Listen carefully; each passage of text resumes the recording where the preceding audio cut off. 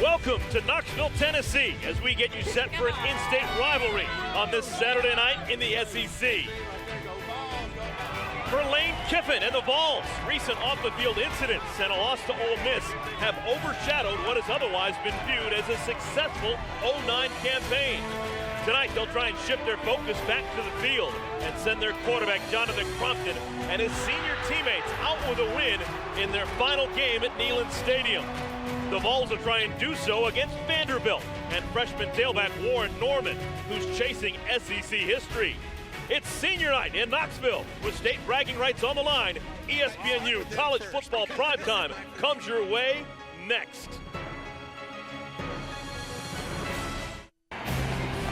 Watching the SEC on ESPN. ESPNU College Football Primetime presented by Citi. The Vanderbilt Commodores have made the 180-mile trip to Neyland Stadium. Tonight, Vandy finishes off their regular season against a Tennessee Volunteer team, still with a lot to play for. So glad you could join us on a beautiful Saturday evening. My partner Brock Heward will join me in just a moment. I am Eric Collins. Well, it has been for freshman mistakes. Now let's talk about seniors. It is senior day here at the old ballpark, and well, we've got some great seniors for Tennessee, one of them being their fifth-year quarterback, Jonathan Crompton. And Jonathan's endured an awful lot in his tenure here. 4 coordinators in 5 years, and he's playing his best football over the last 6 weeks. 16 touchdowns, 2 interceptions. That tells you he's improved his decision-making, but you'll also see tonight he's playing faster. His techniques and fundamentals have improved. The only disappointing news for he and Lane is that his tenure and his career, unfortunately, is coming to a close awfully quick. Well, Tennessee taking on a Vanderbilt team that has had a very disappointing campaign thus far, but one bright light the entire season has been the play of freshman tailback Warren Norman. Anytime you have a chance. Here at Neyland Stadium, 4th largest venue in all of college football. Kicking it off will be Vanderbilt. Ryan Fowler gets us underway. Spinning short kick, fielded at the 9-yard line. Freshman David Oku has the football. And Oku gets out close to the 40-yard line. He crosses it, a return of 32 yards. And here is number 8, 5th-year senior quarterback Jonathan Crompton. You know, those 4 systems we just talked about, he told us very explicitly that this system fits him the best. He really enjoys the way that Lane goes about the preparation, that professionalism that Lane talks about an awful lot. Has sure helped Jonathan evolve this year as a quarterback. In the backfield behind him, fellow senior Montario Hardesty. And Crompton fakes the handoff, rollout, pass complete in the flat. Luke Stocker, tight end, barrels out for a gain of 9 yards. Take a look at the impact players for the Vols. Another senior, Montario Hardesty, also having the best year of his career, 4th in the SEC in yards rushing. On the other side, Rico McCoy, he plays that coveted weak side linebacker position, so popular in Monty Kiffin's system. Very productive linebacker. And Eric Berry, he's number 1 on some NFL draft boards, and he's just a true junior. Quite possibly this is the final home game for Eric Berry. A lot of whispers that he may be leaving to go to the NFL after this season. Hardesty, his first carry, gets the first down and more. Rumbles out across the 50 and pick up a 5. Lineups floating by, top of your screen. Tennessee so far this season, a 500 club, 5 wins, 5 losses. They still got another conference game 7 days from now against the Kentucky Wildcats. That game will be played in Lexington.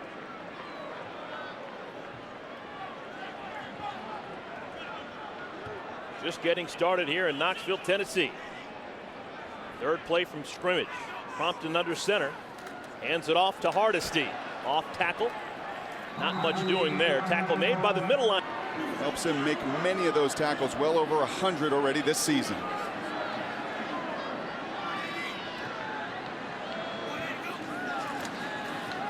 Another handoff. Hardesty breaks through the first wave, gets close to the first down marker. And we were talking about Chris Marv. He'll be playing without his running mate. Patrick Benoit, who suffered a concussion a week ago, will not be in his normal linebacking spot for Vanderbilt. And he joins a whole list of injured players. Myron Lewis, there he is with the baseball hat on today. 3rd down and 1. Gerald Jones, the man in motion. They stay on the ground. And they get the first down and much more. Inside the 30, a pickup of 10 for Hardesty. And Benoit's a big loss for Vanderbilt. He is a senior. He was second team all SEC last year. They've had to move pieces around, and you're going to see the challenge. John Stokes, the weak side linebacker, right there taking on the fullback.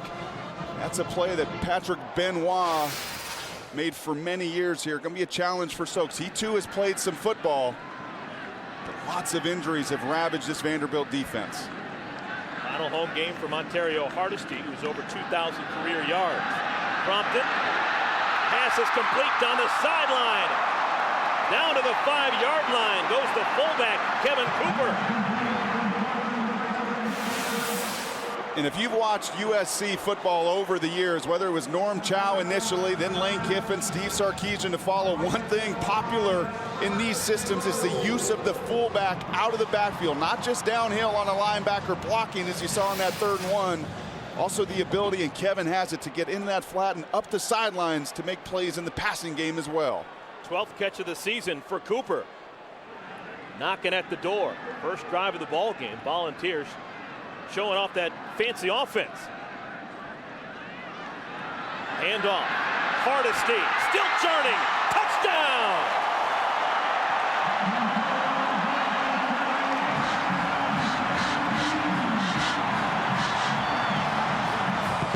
Rushing touchdown of the season. Montario Hardesty from 6 yards out. Nothing real fancy here, just like that 3rd and 1. Get that fullback downhill. You see Kevin Cooper again getting his pads down, opening the lane, and Montario can do the rest. 220 pounds. Gets the Volunteers on the board on their initial drive of the game. New kicker Devin Mathis comes on and gets his first extra point of the season. It is a 7-0 lead for the Tennessee Volunteers. Vanderbilt still has yet to touch the football. Welcome back, everyone. The battle for the Volunteer State. Vanderbilt, about 180 miles away in Nashville, making the trip across I-40 here to Knoxville to take on the Tennessee Volunteers. Final regular season game for the Commodores, and a final chance for Warren Norman to surpass greatness. He needs 17 more all-purpose yards to break a vaunted record set for freshmen in the SEC. Herschel Walker, 1,805 all-purpose yards for the Georgia Bulldogs, but Warren Norman, with this kickoff return, he could pass Herschel Walker. All-purpose yards are receiving yards, rush yards, as well as punt return yards and kickoff return yards. Chad Cunningham kicks it off. This is Norman. Starts at the 6-yard line. And Norman spilled at the 19. Good open field tackle made by Denarius Moore. Moore, one of the better receivers for Tennessee on special teams, makes a nice open field tackle. Play the game of football. 3rd start of the season for Adams. 12th career start. Hands it off to Norman, and Norman swarmed into backfield. Big Dan Williams gets him for a loss of 2. And along with 710 rushing yards this season, Warren Norman also. 2nd and 12, another give to Norman. This time able to get back to the original line of scrimmage. Herman Lathers getting his 3rd consecutive start at middle backer makes the stop. And unlike Tennessee, who was able to establish that run game and get into 3rd and short situations, 3rd and 1, exactly what Vanderbilt does not want tonight, 3rd and extra long situations. Vanderbilt, their offensive starters on the top of your screen. They have really struggled offensively in league play. Just 4 touchdowns offensively for the Commodores in 7 conference games. 3rd down and 9. Adams, quick slant, complete, but short of first down yards. Pickup of 7. Turner Wimberly, his 10th catch of the season, but a quick tackle made by Art Evans. That's exactly why you want to avoid those 3rd and 9. A safe call by offensive coordinator Ted Kane. Get the ball out of McKenzie's hands early. Bobby Johnson talked to us this week about field position, about staying on the field. Vanderbilt dead last in all of college football. 120 out of 120 in time of possession. Does not want to keep his defense on the field a whole lot tonight. 78th punt of the season for Brett Upson. That is the most in all of college football. This is the 4 minutes, 45 seconds in the books. Tennessee already on top of Vandy, 7-0. In case you missed how they scored moments ago, Brock, give us a look. Yeah, take a good look at your fullback, Kevin Cooper, and just productive in the run game and the pass game. When you can run it, you set up that play action pass.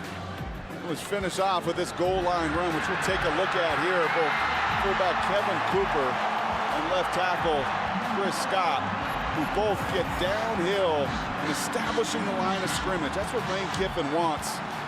It's not the fancy dink and dunk passes or the shots down the field. All good offensive coordinators understand to set up that play action, to set up that pass, to slow down a defense. You need to win at the line of scrimmage. Tennessee had a tough time a week ago against Ole Miss. Not a tough time on that first drive. Crompton play fake. Wants a bunch. Incomplete, trying to get it to Denarius Moore. Second down at 10. Let's go to the studio. Lowell Galindo standing by. Lowell, what's going on? Well, we had a... Oh my goodness, thank you, Lowell. Wow. Ole Miss, after their win a week ago against Vandy, continues with the good vibes. Win it by the skin of their teeth. Pass complete to Gerald Jones, a pickup of 17. Really nice timing on that deep comeback. Gerald Jones, Denarius Moore, two receivers that started this season slow. They were both beat up with injuries. You look at their production, it's very much mirrored Jonathan Crompton. They've grown together as this season has progressed. And Jonathan Crompton playing as well as any quarterback in the SEC. Two tight ends in the game, and they go to the ground. Hardesty around the left side. Good gain for Hardesty, a pickup of 9, maybe 10. I think he's just short of the marker. A really nice block out there by his tight end, Luke Stocker, number 88, 6'6", 240-pound, redshirt junior. Huge upside. Lane telling us he believes he has first-round talent. Does a nice job on the edge there, controlling, once again, those Vanderbilt linebackers and opening lanes for Hardesty. Two tight ends once again in the game.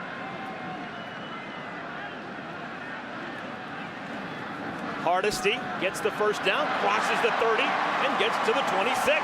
Greg Billinger with the tackle, but another pickup of 9. Tennessee offensively had been red hot before they traveled to Ole Miss a week ago, and even in the first half played really well.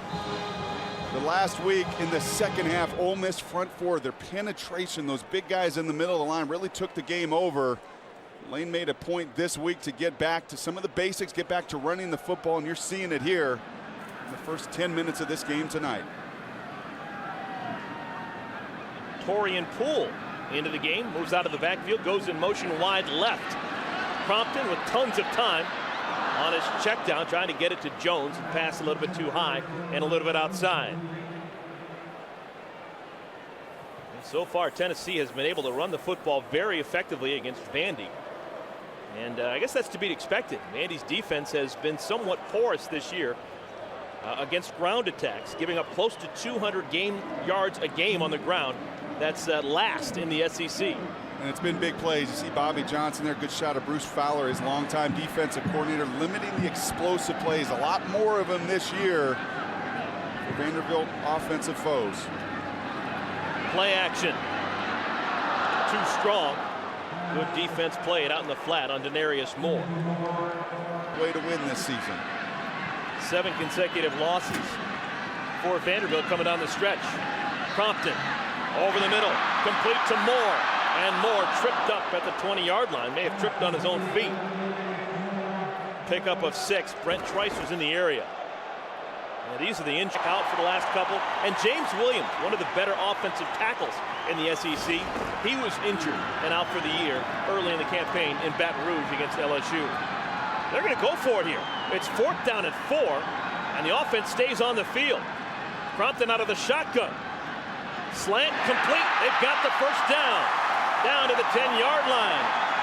Torian Poole, backup running back, used in the slot, makes the grab. And that's smart football. That's going against Myron Lewis's replacement, Jamie Graham, a guy that's played some nickelback, played receiver this season. You're finding your one-on-one, man-on-man matchup and taking advantage of it.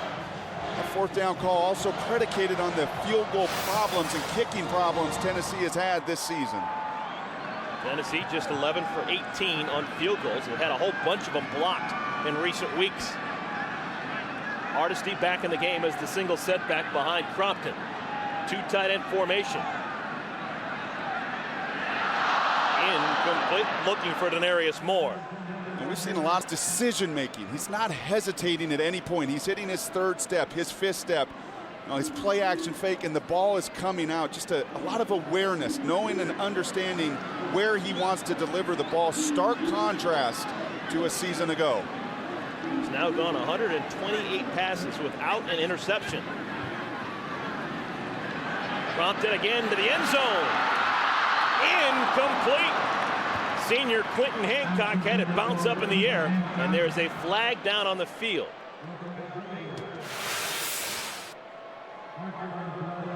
It's going to be a holding call against Tennessee, and nice coverage there by Casey Hayward, getting his hand in. 10th play of this drive, second down at 20. Ball spotted back on the 21-yard line. Hardesty caught from behind. John Stokes, the junior from Memphis. The versatile. Third down at 17. Vols can get a first down at the 1-yard line. And they try a running play to Hardesty. And it almost worked. Gets to the 8-yard line. Brent Trice jumped on his back. Pick up the 10. It'll bring up fourth down. And now who will be the kicker? This is a little bit of drama. Kicker for the bulk of the season had been Daniel Lincoln. We'd also seen a little bit of Chad Cunningham. But now, recently added to the team just a couple of days ago, is Devin Mathis. Kind of wonder where he got the jersey from. Maybe had to buy it at the bookstore. But he just joined the team earlier this week, open tryout, and he's going to try from 25 yards. Devin Mathis, where you been all season?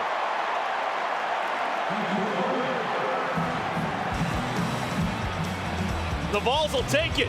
Their lead swells to 10. Vanderbilt has the football. When we come back, you're watching the SEC on ESPN. City never sleeps. Now, don't go to sleep on Warren Norman. Warren Norman has got a chance to make history right now as Vanderbilt trying to get back in this game down 10-0 against Tennessee. Warren Norman going back for this kickoff return. He needs 3 yards on this return. 5 pounds, but pretty impressive body of work as a true freshman this season for Vanderbilt. Chad Cunningham will kick it off. Spinning kick. Norman's going to get a chance. Catches it at the 16. He's broken the record. And now he's getting greedy. He takes it all the way out to the 38-yard line. How about that? He could move it. Zach Stacy, another freshman, deep in the backfield next to Mackenzie Adams. They fake it to Stacy and hit a man wide open in the flat. Colin Ashley. He gets the first down and gets to the 50-yard line. A 13-yard pickup. Dennis Rogley for the first down.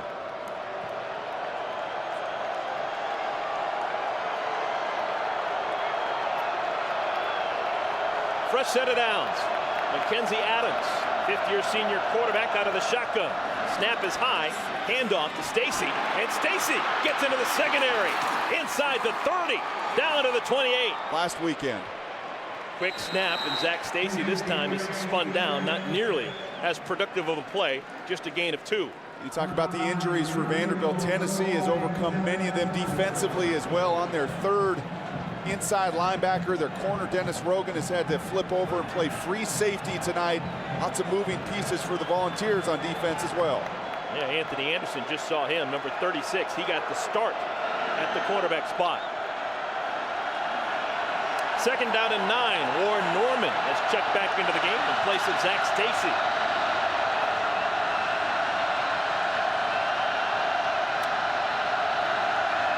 Design quarterback run, and Adams gets out to the 20-yard line, tackled by Herman Lathers. A pickup of 6 at a clean, but his defense is all built around keeping those backs around the rest of the linebackers and defensive linemen. And last week, Deshaun McCluster got out one too many times. Power formation here for Vanderbilt, and they run the football. Norman trying to get to the edge. Has the first down. Over 40%. Field condenses in the red zone. You must have your receivers win in one-on-one situations. They want to throw it. Adams to the end zone. Incomplete. Looking for Uma. And the offensive troubles, their hopes dashed fairly quickly. They fake the end around and give it to Norman, who's swallowed after a pickup of 1. And that's the best gap control. He calls it fits. Everyone has to have their fit. There's a responsibility for each little area of the field, each of those gaps. And last week, very, very poor in their fits. That led to the poor tackling. That led to Dexter McCluster's career day. Expectations much higher for their performance tonight.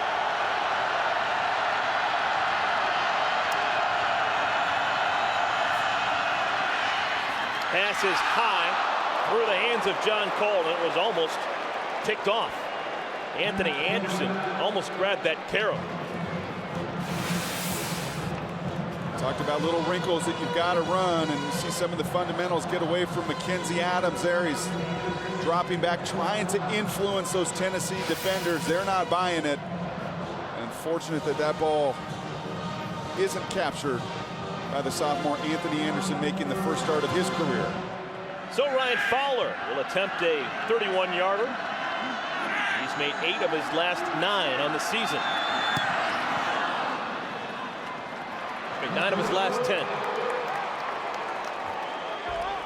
So the Commodores on the board. They trailed Tennessee 10-3, 2:18 remaining. First quarter, you're watching the SEC on ESPN. Score: Volunteers on top of Commodores, 2:18 remaining in the first quarter of play. Moments before the game began, we had a chance to go out and about and ask these Tennessee fans what they think of this rivalry here in the Volunteer State. The UT-Vandy rivalry is a huge in-state rivalry. It's become much more competitive in the last few years. Come on! Vanderbilt's our interstate rival. It's the only interstate rival we really have.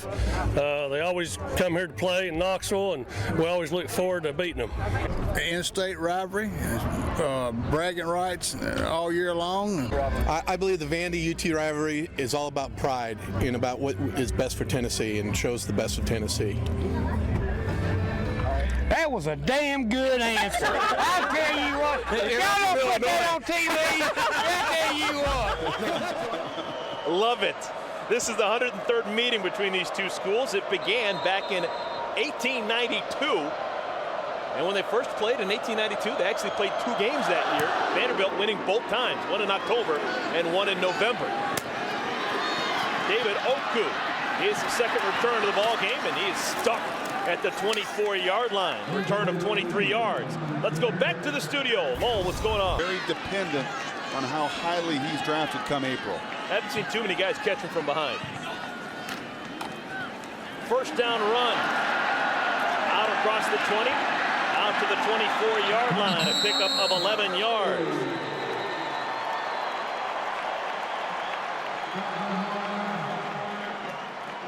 Ontario Hardesty has been the workhorse for the Vols here in this first quarter. He has run like this is his final game here at Neyland Stadium. Over 7 yards a carry, doing a nice job of squaring his shoulders within this zone blocking scheme, whether you've got a fullback in front of him, and sometimes without a fullback, you want those running backs to get downhill. Ontario doing a fabulous job in the first quarter. 2 tight ends, and they throw it. Gerald Jones makes the first man miss and gets out to the 47-yard line. 22 more yards. And that's a little bit more of that recognition that I was talking about with Jonathan Crompton, an awareness of the big picture of what's going on. Vanderbilt walks 8 guys down into the box. You see Sean Richardson, the safety. That leaves a one-on-one with your receiver and corner. Watch that safety crawl into the box. That's a run play. That's a designed run play to the weak side. Crompton has the opportunity to pull up and hit his receiver in the one-on-one, and Jones does the rest.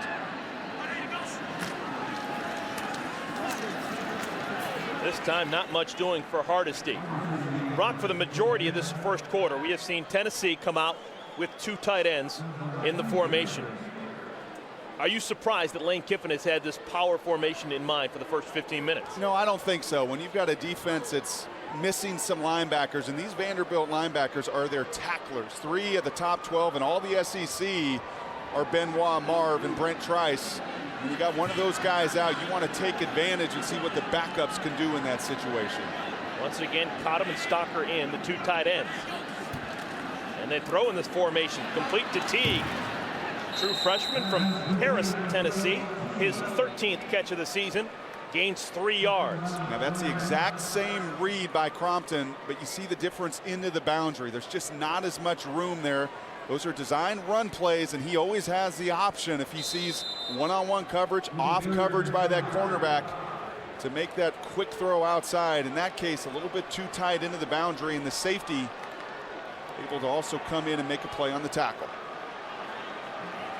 On a 3rd down at 5, Bryce Brown checks into the game.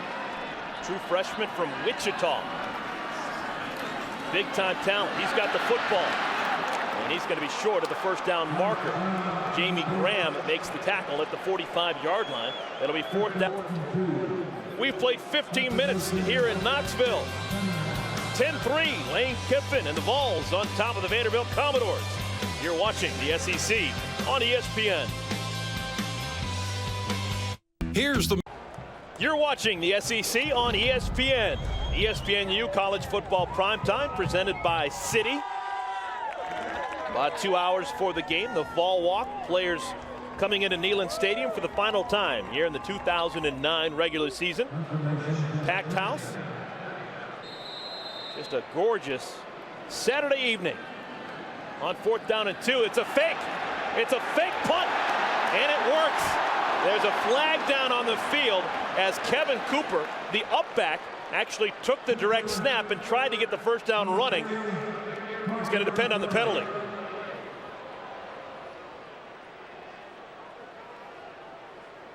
That's the spot on the field that you don't mind taking a chance and faking it. And Lane Kiffin took that opportunity, but the penalty may holding actually... on the offense. Yeah. Number 6, 10-yard penalty for respond to foul. 4th down. Now they're going to have to punt. And that's Denarius Moore once again. You'll see with Lane Kiffin. You saw Kevin Cooper. You actually see lots of Eric Berry as well. They're going to call Denarius Moore that hand. Actually, I think they're going to actually call that on Eric Berry where the flag was thrown. But lots of starters on the special team. Some of the depth this year, you're playing a couple walk-ons, you're playing redshirt freshmen and true freshmen. Depth has been an issue on some of the special teams. Lane Kiffin's made a decision. I'm going to play a lot of my starters there as well. So now Cunningham will punt it away. High spiraling kick. Oh my goodness. Zach Stacy fields it at the 1. And Stacy making something out of nothing gets out to the 16. There is a flag on the play. Wow, talk about a true freshman quite possibly making a huge mistake. Stacy fielding at the 1 and actually going into the end zone. You never see that. And Bobby Johnson is fired up. You can see him very animated and vocal. During the return, holding on the receiving team. Favorable field position. Well, it would have been the longest punt return in the history of college football. It would have been a 100-yard punt return. Can't do anything more than that. After the penalty, ball spotted at the 8-yard line. Mackenzie Adams takes the snap and swarmed in the backfield. Warren Norman just swallowed up by Chris Walker. I talked about awareness earlier with Jonathan Crompton as a 5th-year senior, seeing the whole picture. Zach Stacy, the true freshman, he cannot on that punt return, and now he's put his offense in a dire situation. Awfully dangerous, poor snap from Vierling. It sets off the whole timing of the play, and too much speed from the edge out of Chris Walker. Hey, you need to block Chris Walker. Again on the ground, and this time Norman finds space. 1st down and more.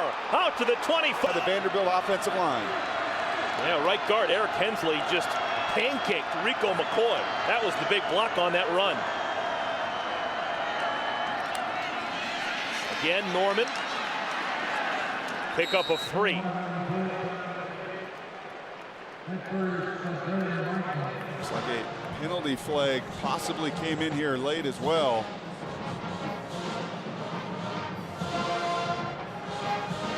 a huge flag if it is. I think that's someone's uniform.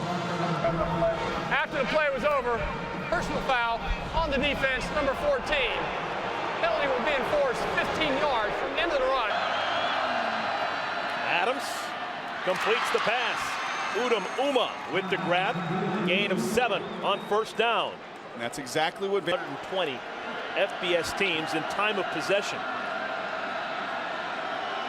25 minutes and change they possess it on average per ball game.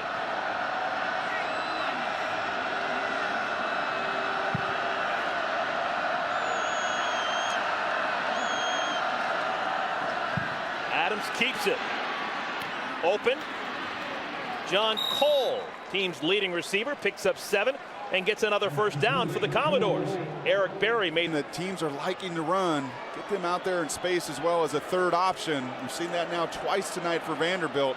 Kenzie Adams has the option to hand the ball off, keep it, and if Tennessee commits to him, you have that little receiver open in space as well.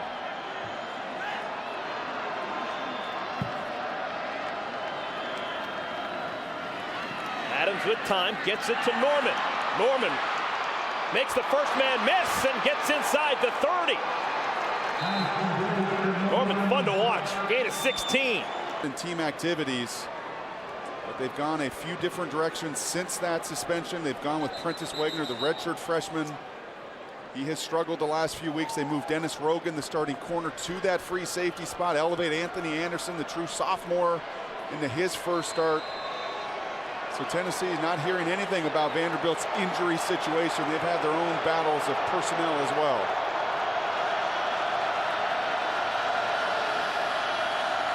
Kennard Reeves now into the game for the first time as the running back in the backfield next to Mackenzie Adams. Reeves wears number 28, junior from Duluth, Georgia. 3 receivers in the game for the Commodores. Tight end is Brandon Barden. And they look for Barden. Off his fingertips, but maybe there's a reason for that. There's a flag down in the defensive backfield.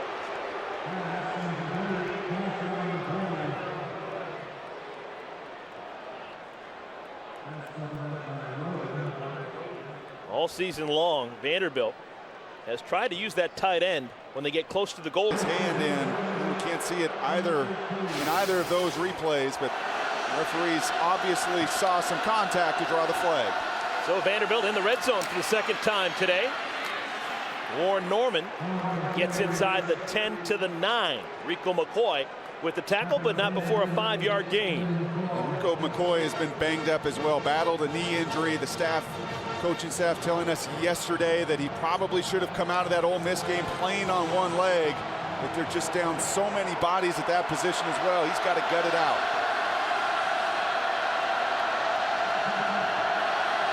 Good drive for the Commodores. This will be their 9th play. Remember, they started deep inside their own 20 after the penalty on the punt return. Hand off to Norman. Very patient. And it pays off. He gets inside the 5, down to the 4. Danny quick to the line on 3rd down and 1. Pitch out wide. Reeves gets the first down. They'll hit these plays downhill, but right now, Vanderbilt getting the better of these linebackers. Commodores, they want a touchdown, don't want to settle for a field goal. Option, and Adams falls down. And that just epitomizes the struggles of Vanderbilt in the red zone.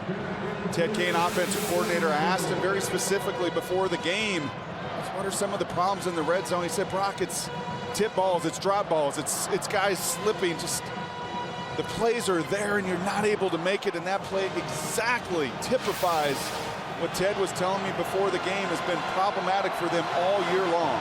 Needs the longer cleats. Adams on the rollout. Caught. Touchdown, Ryan Van Rensburg.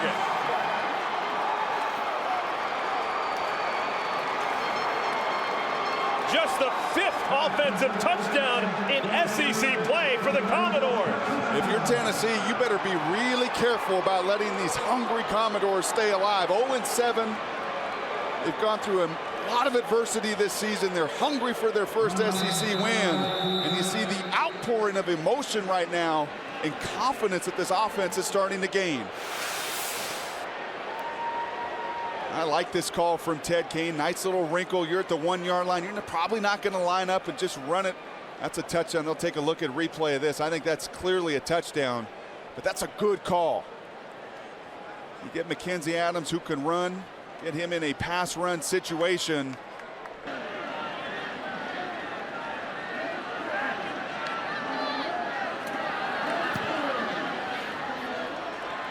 A 10-10 tie. Don't go to sleep on Vanderbilt. Their highest point total in SEC play so far this year is 13 points. Great story. The former native of South Africa does a nice job here. You'll see these guys. Commodores have come to play. They've made the 180-mile trip from Nashville to Knoxville. And they have tied this ball game up at 10 apiece. Fowler, kickoff is short. Bryce Brown, freshman, on the return. And he has his knees taken out at the 27-yard line. Let's go to the studio. Lowell, what's going on? Eric Moore, Toby Gerhart. That is what's going on. Much to this. Thank you so much. Toby Gerhart doesn't have to do much to be among the all-time greats in college football with the first name of Toby. Do you agree? Jonathan Crumpton underneath center. Fakes the handoff. Pocket collapses, he gets out of dodge. And Crumpton dives, a little bit short of the first down, a pickup of 9. I've just been handed a note. That touchdown drive for Vanderbilt, the longest touchdown drive of the, check that, the longest scoring drive of the season. 92 yards from start to finish. Yeah, Zach Stacy's going to go to Bobby Johnson and say, what's the big deal? I told you, we had success because I caught the ball at the 1 yard line. 2nd down and 1. The entire playbook is open here. Let's see how aggressive the Vols get. Not very. On the ground, right tackle run, and Steven Stone blows it up. Tennessee and Vanderbilt. 10-10 tie. Vols had the football. They want to stay on the field offensively. Hardesty goes straight up the gut and gets the first down.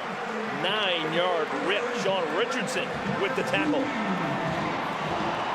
Nothing fancy there, just a zone concept. That's what Tennessee loves to do. Last week, Ole Miss, they had a lot of penetration that blew those plays up in the backfield.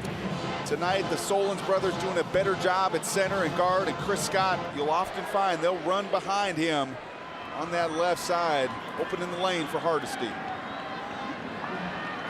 Deep back, Bryce Brown. They put the tight end Stocker in motion. Fake to Brown. Incomplete.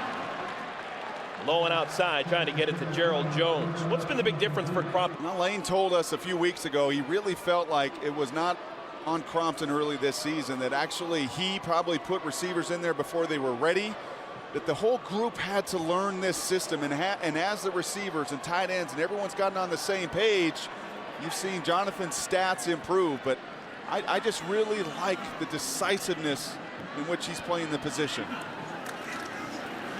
This time they do hand it off, and Brown gets out to the 48-yard line and pick up a 4.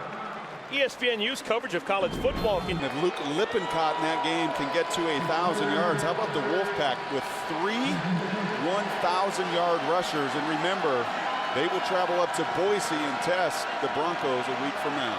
Out of Chris Alt's pistol offense. Kind of different. They accentuate that run game. Do a great job of it. On 3rd down, pitch and catch is good. Denarius Moore gets a first down.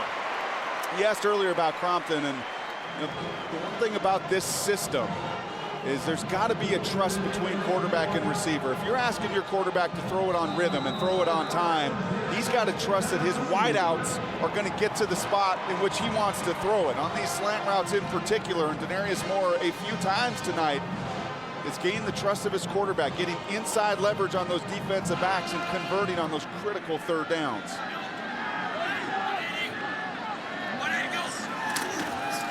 Hardesty with the ball. Pickup of 7. Richardson another tackle. Lane Kiffin, just 34 years of age, youngest head coach in all of Division 1A football. You talk to virtually anyone here in Knoxville and they will say that they are ecstatic with the direction of this program.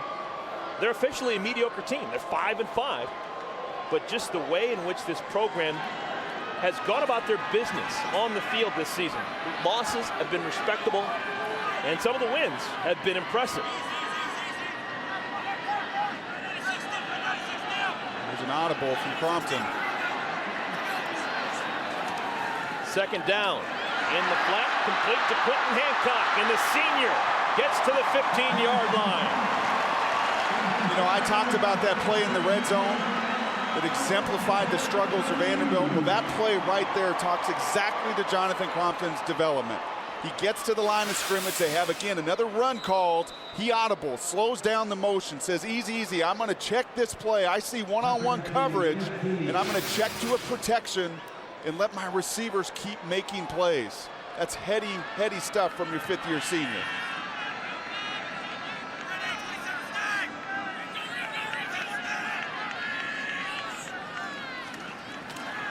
Crompton has his pass batted down. Adam Smotherman smothers it. And this is a big series for Vanderbilt defensively if they can hold Tennessee to a field goal. 10th play of the drive. On the ground, Bryce Brown to the 11. I was a stickler this week with these coaches because you hear that a lot. And I think you hear analysts say, well, they're sound defensively. They're very sound defensively. Well, what does that mean? And when I was pressing Jim Chaney, the offensive coordinator for Lane Kiffin at Tennessee, he said simply they don't get out of position. They're never aligned incorrectly. They understand the nature of the defense and the little details to set each other up to make plays. 3rd down and 6. And a whistle. Lowe happy with the way they were lined up defensively. Bobby Johnson looks on. His team needs a big stop here on 3rd down. You're watching the SEC on ESPN. 3:25 remaining. First half, Jonathan Crompton barking the play out in the huddle. It's a 3rd down and 6 for the Volunteers. They're tied with Vandy at 10. Ontario Hardesty is the back in the backfield next to Crompton. 4 receivers in the game. Crompton steps up, running out of time to the end zone. Touchdown! Denarius Moore comes up with it.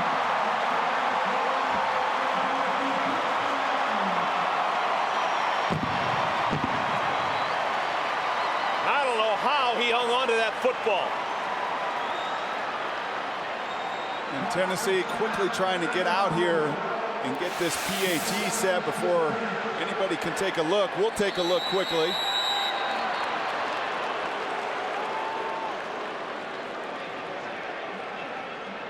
Tough to see with that view. 3-on-2 on both sides. Plenty of defenders there for Vanderbilt. Crompton keeps the play alive. And Brent Trice twice in both of these views. His body, number 11, blocks. Let me get a better look here. Ooh, that is a tough call.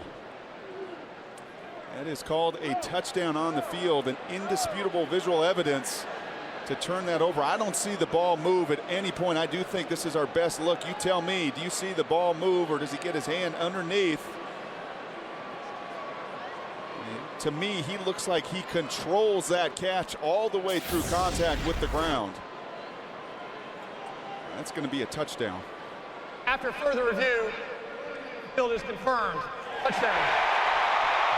And you saw the 3-on-2 look. They did it on both sides to the receivers. That is all on Jonathan Crompton. Buying time, scrambling to his left, and giving Denarius an opportunity to separate from that coverage and score the critical touchdown for the Volunteers.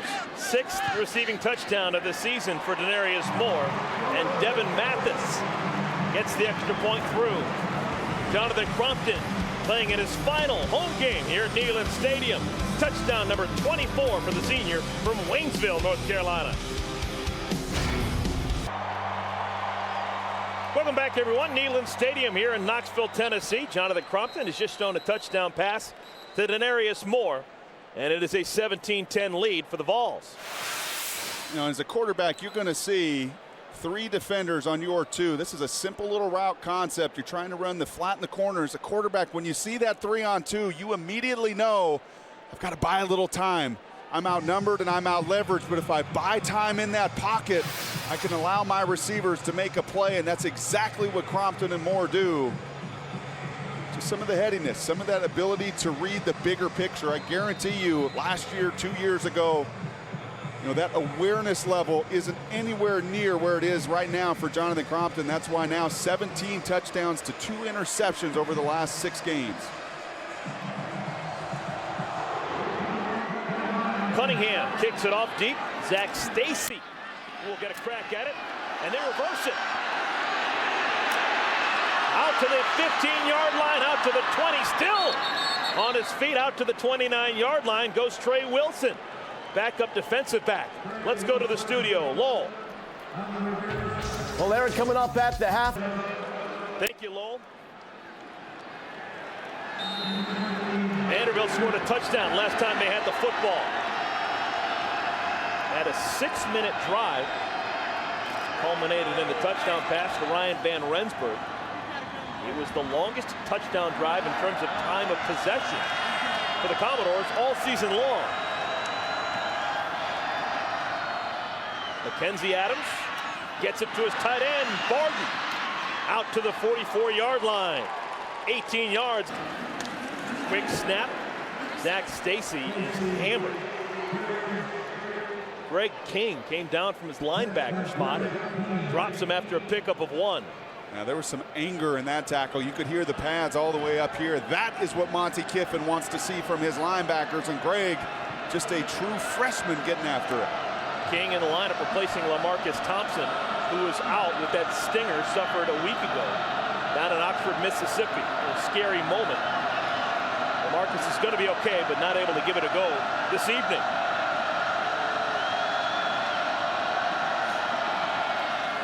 Second and 9. Adams sprays it out. Complete. John Cole, his second grab. A little bit short of the first down marker. Cole. Mackenzie Adams and this group can do everything you can to continue to possess this ball through the first half.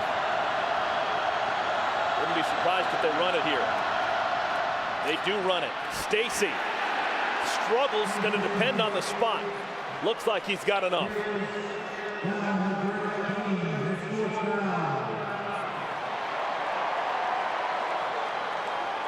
They're going to bring the chains in. Good shot there. Bobby Johnson, been a difficult year. Last year, 4 wins in the SEC, the bowl game win. Quarterback from Alabama. He will go into camp next spring as the starting quarterback. So he's still got some time remaining to improve and to work in this offense. This will be the final game of the college career for Mackenzie Adams, taking the snap right now. Fake the handoff. Adams keeps it. Barrels down to the 41-yard line. Lathers on the stop. Pickup of 5. And Bobby Johnson's going to takes. And he has got his team right now knocking on that door against a injury-ravaged Tennessee defense. Adams wants to throw. Stacy has it off the fingertips, incomplete. Third.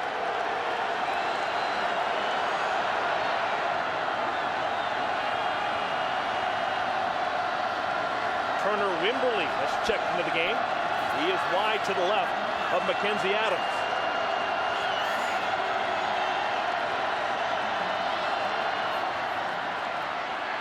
Adams completes it to the tight end, and Barden goes backwards. Barden was close to the first down marker, tried to get shifty, and lost a couple. Out on the field weighing this decision.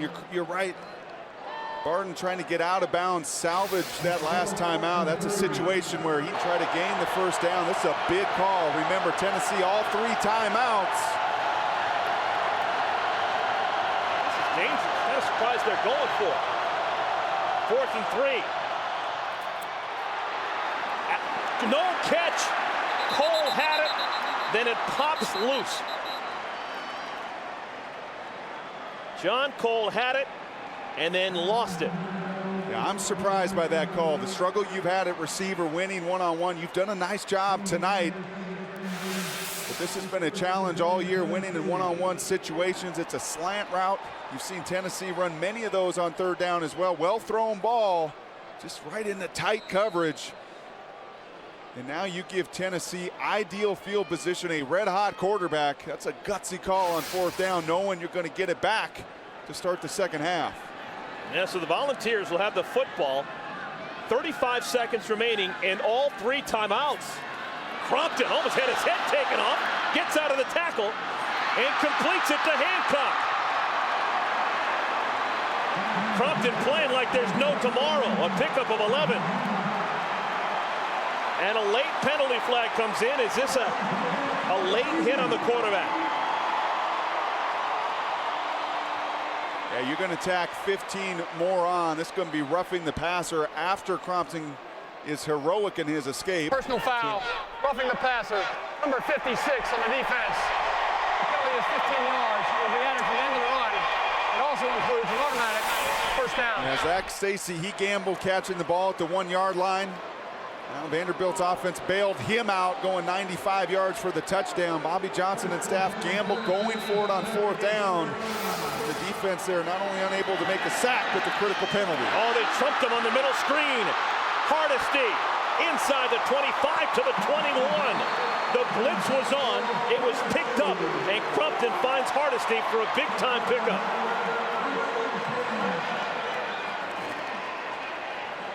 Now, I will say this for Bobby Johnson. He also knows Tennessee's kicking situation, knowing that they're in dire straits in their kicking game as well. That probably played into his decision-making. But how about the call of Lane Kiffin? You're exactly right.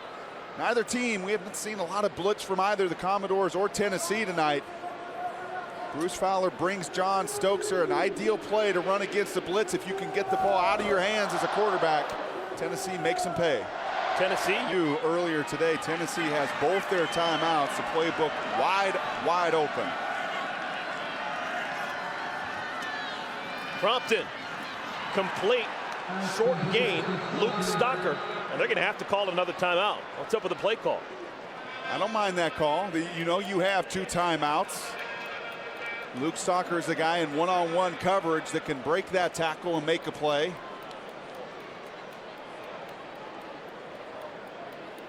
And we were out at the walkthrough watching Lane Kiffin put his troops through that Friday preparation, and he talks about running this program in a very professional manner.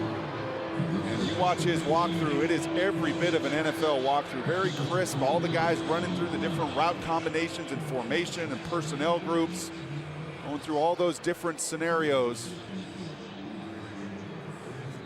Lane in Tennessee trying to make Vanderbilt pay here for, again, I thought a risky decision at the 40, getting the ball to start the second half. I'd rather pin Tennessee down, get to halftime down just 7. Now Tennessee has a chance to really gain some momentum going to intermission.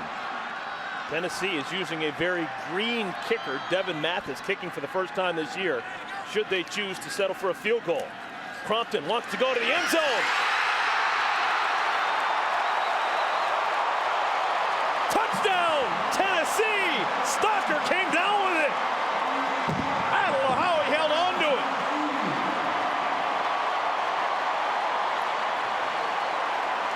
What a grab, Luke Stocker. Touchdown number 4 for the junior. You're going to see the big fella lined up, standing up in the 2-point stance. And how about the athleticism to go up and catch that ball at 6'6" at its high point.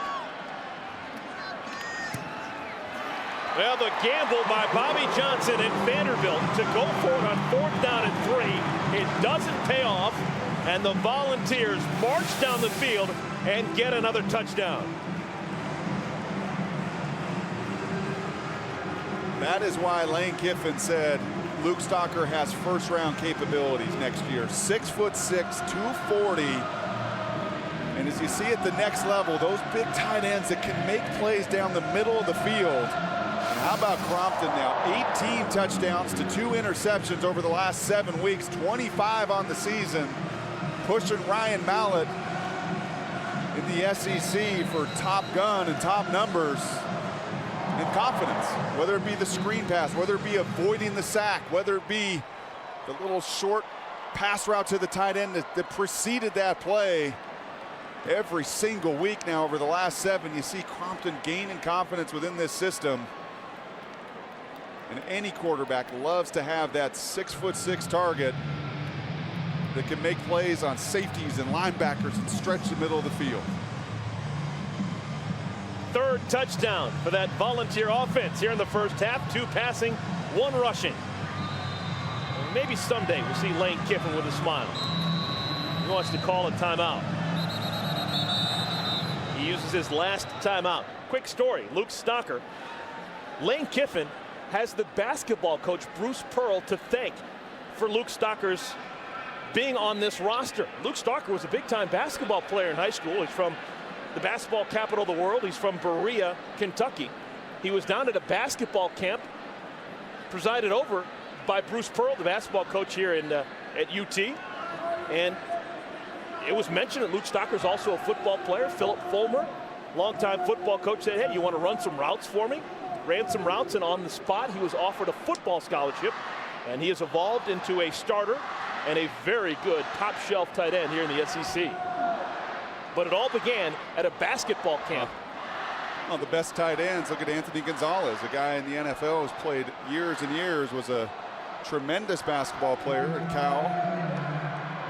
Those are the kind of guys you want. 6'9" Marcus Pollard, Indianapolis Colts for a decade in the NFL. Didn't even play college football, played basketball at Butler University. Antonio Gates. Squib kick, keeping it away from Norman. Picked up by the up back and out to the 46-yard line. That's where the Commodores will stop, because that's the final play of the first half.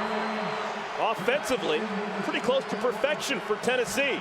They scored 24 points, 3 touchdowns, and they lead Vanderbilt by a score of 24-10. It began with Hardesty. It was answered by a touchdown by Van Rensburg, but then 2 more scores before the half draws to a close, and it's a 14-point lead. Now let's send you to the studio. Well, Galindo here with Tom Luganbill and Davey Pollock. We start with Kentucky and Georgia. And Davey, you're the ball after the half, but they gave Tennessee 7 more points. Well, I like how this Tennessee team has rebounded off of the loss to Ole Miss and all of the distractions externally with all the, with the offseason arrests and things of that nature. So this team's growing up a little bit. They're getting better, dealing with adversity well. But who started the Jonathan Crompton Heisman campaign? Who started that? You. Thank you. You're still the only member. I'm holding with him. Jonathan Crompton.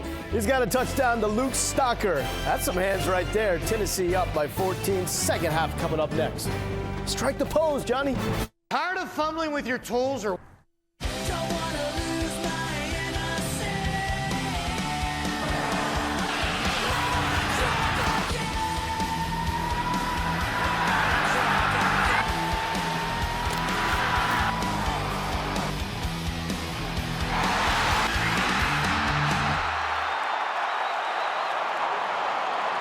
Watching the SEC on ESPN. The ESPNU College Football Primetime presented by Citi. 30 minutes in the books. And Tennessee on top of their in-state rival Vanderbilt by a score of 24-10 with Brock Heward, Amir Collins. And now don't give up on Vanderbilt. Believe it or not, in this their 8th SEC game of the season, that was their best offensive first half of the year. And a very clean half for both teams, but Vanderbilt hanging in there. Mackenzie Adams got life into this offense. And how about Warren Norman breaking Herschel Watt? Unfortunately, Tennessee, they can play offense too. And their 5th-year senior, Jonathan Crompton, he got it going. Nearly 300 yards of offense for the Volunteers and 2 big touchdown passes. And you watch Jonathan Crompton, and you continue to like his awareness of the big picture. Everything going on around him, buying a little time, and here hitting Denarius Moore. End of the first half, knowing he's got a 6'6" target. Luke Stocker putting the ball where only he can make a play on it. 2 more touchdown passes. That's 25 on the season for Jonathan Crompton. And he continues to get better and better every week. Tennessee will kick off here in the 3rd quarter. Warren Norman, freshman, going to take it out of his own end zone. Norman crosses the 20 and gets close to the 25-yard line. In case you missed it in the first half, Warren Norman becoming the all-time freshman leader in all-purpose yards, passing Herschel Walker. Let's take a look at the first half stats. Yeah, no turnovers. There were a few penalties, some costly ones, especially the roughing the passer at the end of the half for Vanderbilt. But all in all, if you like offense, you certainly liked a lot of the execution from both of these teams in the first half. After the play was over, personal foul on the return team, number 58. The touchdown pass to Ryan Van Rensburg. Warren Norman starts behind him in the backfield. They fake it to Norman. Adams, the keeper, hammered down after a pickup of 5. Mackenzie Adams playing in his final collegiate game.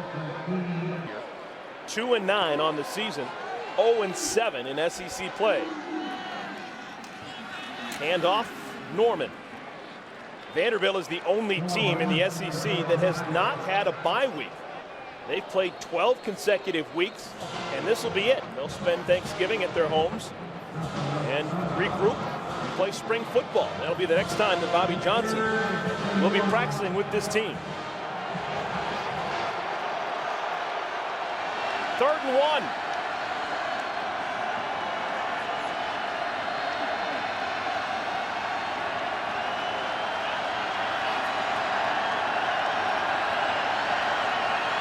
Play clock down to 6. High snap, give to Norman. Second effort gets the first down. How about that effort once again on 3rd down by the little guy, Warren Norman, breaking the tackle of Herman. Effort once again on 3rd, moving the chains, critical to begin the second half. Shotgun snap from the senior center, Bradley Vierling. Pitch and kill, not a pitch and catch, pitch and drop. Udom Uma had a 10-yard gain, but he dropped it. You can see the body language, great shots there of both Mackenzie Adams, Bobby Johnson. That's been the theme this season. Now, the passing game not been where it needs to be, dead last in the SEC, near the bottom in all of college football. Just lack of execution, whether it's accuracy at times, that time a perfectly thrown ball on time by Mackenzie Adams, and Udom Uma does not look it in and secure the catch. Change on the offensive line for Vanderbilt. Kyle Fisher in at left guard, replacing Ryan Custer. Fisher wears number 72. Option run, Mackenzie Adams picks up 4, maybe 5. Rico McCoy leads the team in tackles with the stop.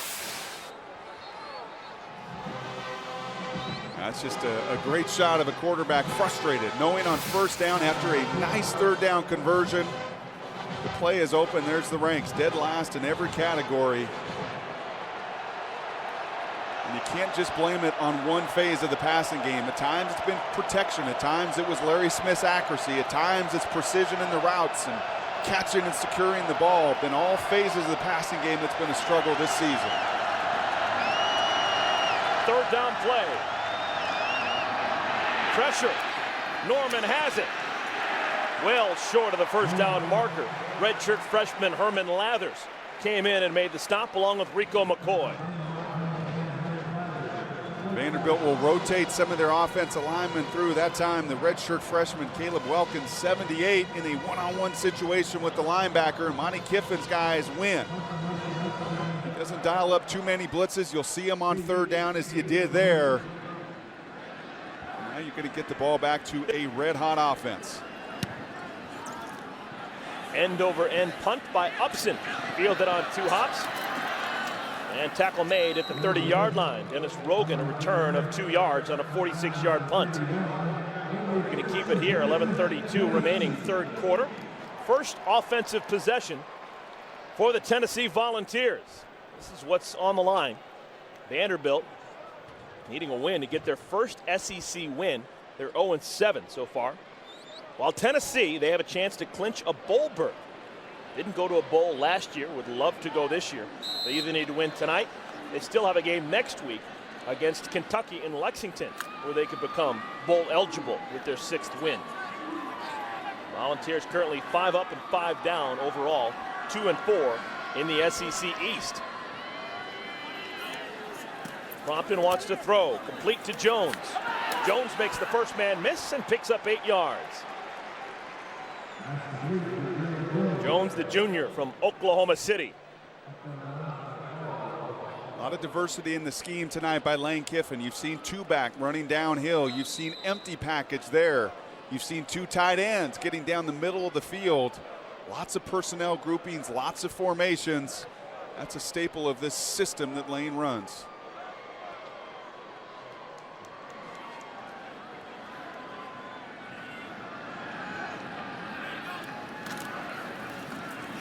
Hardesty, first carry of the second half. He picks up 8 yards. ESPNU's coverage of college football continues. Close to where Billy the Kid was not only captured but tried and convicted and actually hung. Billy the Kid trivia for 100.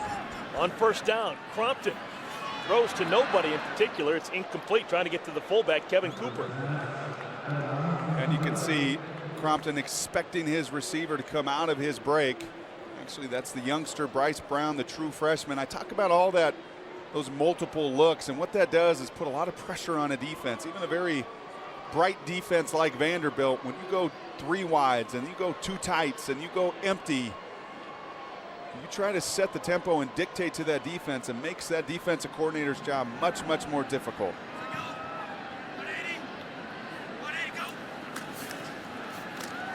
Crompton looking for the tight end, incomplete. Stocker had it go off the fingertips, and it was almost intercepted by Jamie Graham.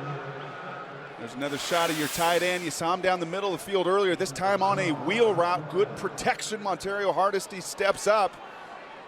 Luke Stocker does his best to go up and get this ball. Looked like his right arm is being held.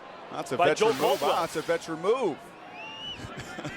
You're absolutely right, it was held, no call. Unfortunately for Tennessee, that ball not intercepted. 3rd and 10, Crompton with time. Check down underneath. This one is picked off by Graham. Jamie Graham on the run out.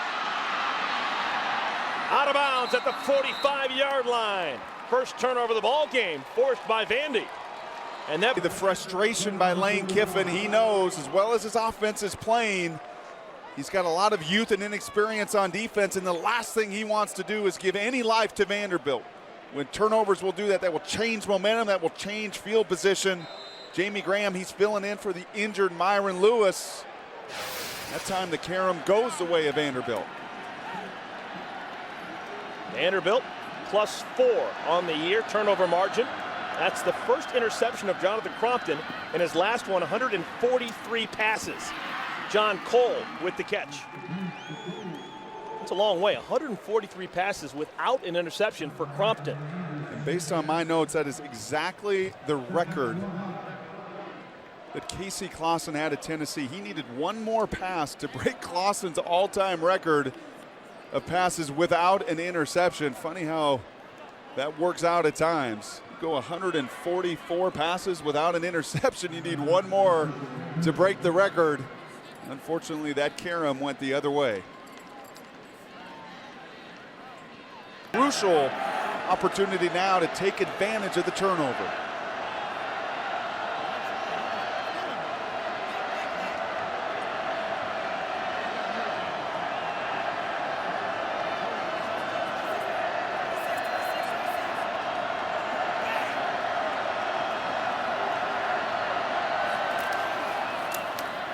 Handoff, Norman. Norman skips over a couple of would-be tacklers and gets to the 30. You know, these microphones and this technology we have in this day and age is so good. You could hear Mackenzie Adams there changing the play, looking at the alignment, saying 26, 26, 26. I'm going to the 6 hole. Better be careful that Tennessee doesn't pick up on some of that language. Adams keeps it. Brought down from behind, Greg King. True freshman tackles him after a gain of 3. King is getting a lot of playing time in place of LaMarcus Thompson, out with that stinger suffered a week ago in Oxford, Mississippi. Greg's doing a nice job tonight. We've called his name a number of times. He's been very secure in his tackles. So here you see Vanderbilt, what they're doing. Ted Kane is up here in the booth looking at the defensive alignment of Tennessee. Vanderbilt will come up and line up in their formation, and based on Monty Kiffin's look, change to the best play against that formation. Adams gets it to the tight end, Barden. Holds on to that one, a pickup of 6. Really tonight it's been a very vanilla look for Tennessee. As many guys as they have banged up, 2 middle linebackers done for the year. You're on your 3rd middle linebacker without, as he said, LaMarcus Thompson. You're starting a true freshman at strong side backer. You've moved your secondary all over the place, taking corners, moving in the safeties. Not a surprise to see a more vanilla attack defensively. 3.5 yard. Pitch out to Norman in space. Gets the first down. Down to the 13-yard. Everything you like to see in a young running back. They give it to him again. A lot of times this part of the season, those freshmen, those legs, they come like putty. Not Mr. Norman, still running with some zip. There's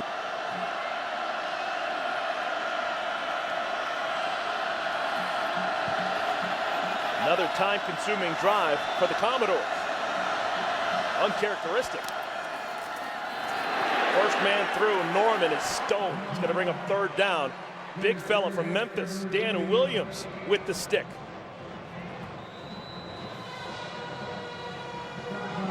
Norman needed 88 yards tonight, so he's 30 away. He got Herschel Walker's record, 30 yards away from the freshman single-season record of Kwani Doster at Vanderbilt as well. Just an opportunity tonight to shatter a bunch of records. Man down is the senior Dan Williams, who made that last stop. Big fella, senior defensive tackle Dan Williams going off the field in his own power. Good to see. Guy who's got a chance to play professional football, highly thought of. I like those coaches yesterday saying, and these coaches know they come from the pro ranks, that Dan has made himself some money with his production this season. 3rd down and 7. Adams tries to squeeze it in a little bit too strong. John Cole can't come down with it. Field goal unit will have to come on.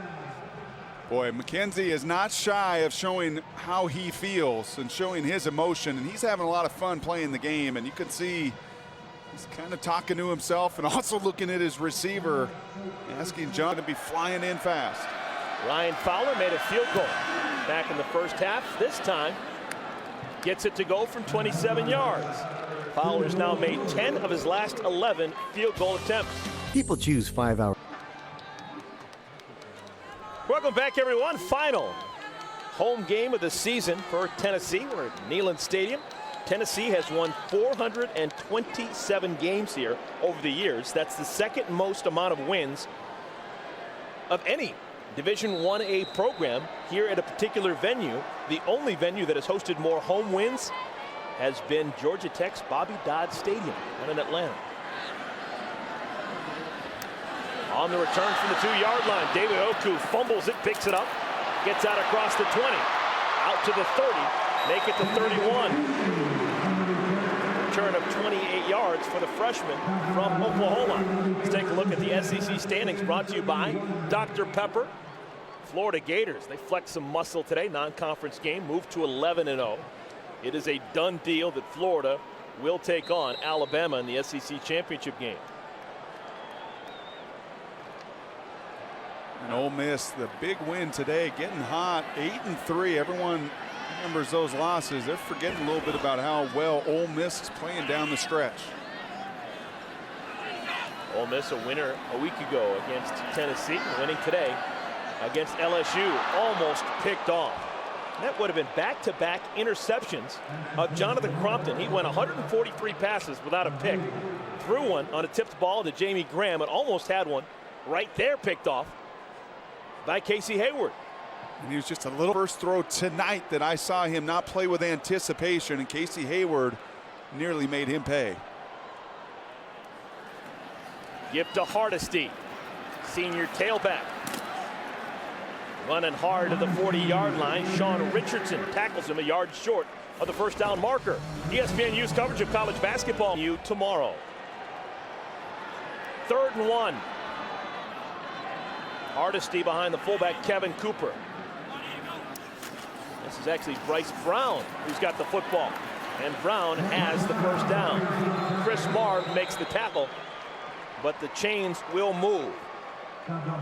What's Lane Kiffin going to be working on with Bryce Brown as the season draws to a close and going into next year? Bryce Brown has not been healthy this season. He's battled some of those bumps and bruises that you're going to get in the SEC. Not been 100%.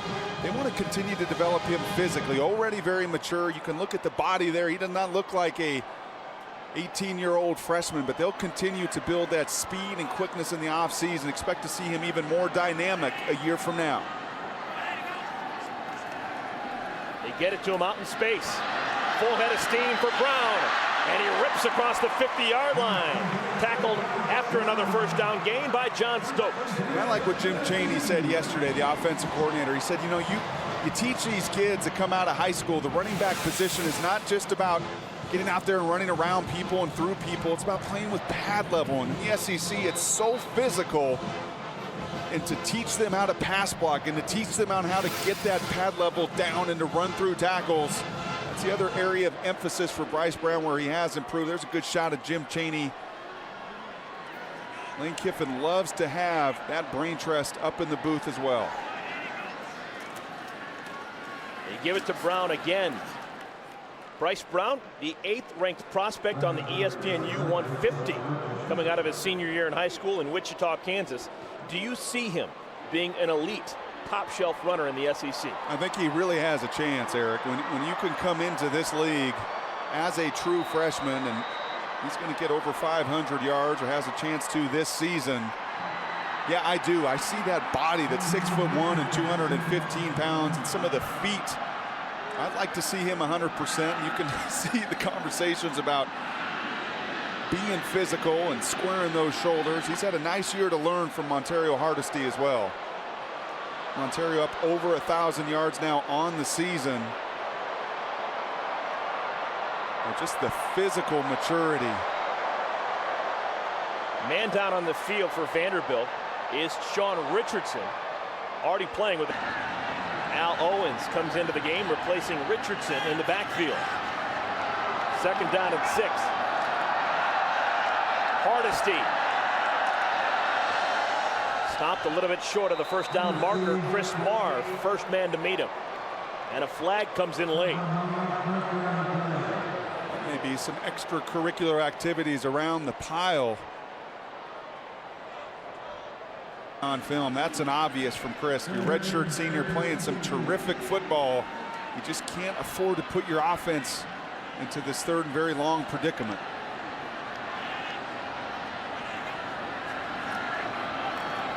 Crompton with time, has a man wide open, and it's dropped. Gerald Jones had a touchdown, and he drops the football. If it's possible, it looks like he got handcuffed on that throw. In Vanderbilt, you saw Richardson out of the game and confusion in their secondary. Brent Trice, the linebacker, moved back to safety.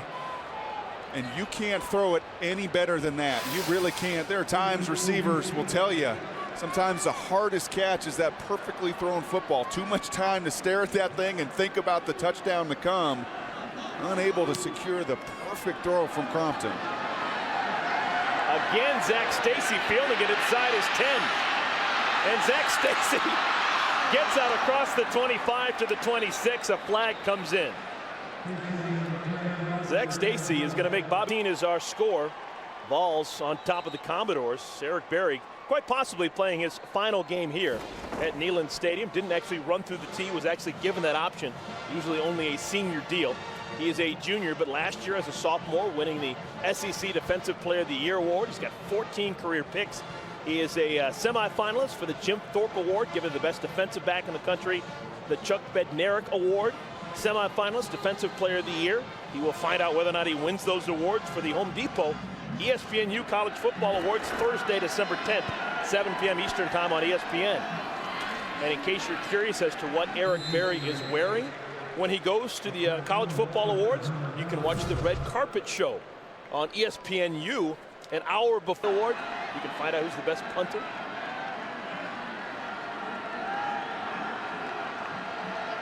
That's on December 10th, Thursday. 2nd down and 9. True freshman Zach Stacy in the backfield next to Mackenzie Adams. Adams rolls out to his right, completes it to Cole. And Cole's got running room down the right sideline out to the 35. Pickup of 19. This year, Monty Kiffin's asked him to be a little different player, not be that center fielder, to come up around the box.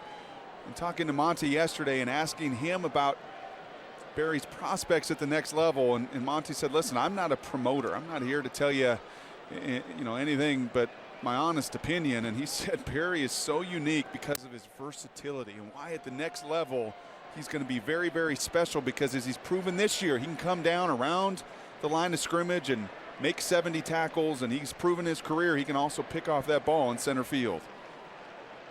So Eric Berry will be down in Orlando. This Berry's got a more than a puncher's chance of taking home some hardware. You know, you think about the NFL game and who Monty Kiffin had at Tampa Bay, and he had John Lynch, and he was that guy that came around the box and was very physical. And there you see Gray King. Well, he's only about the 8th linebacker playing for Tennessee. That's an exaggeration, but not by much. And he's very gingerly holding that arm and shoulder coming off the field. He's filling in for LaMarcus Thompson.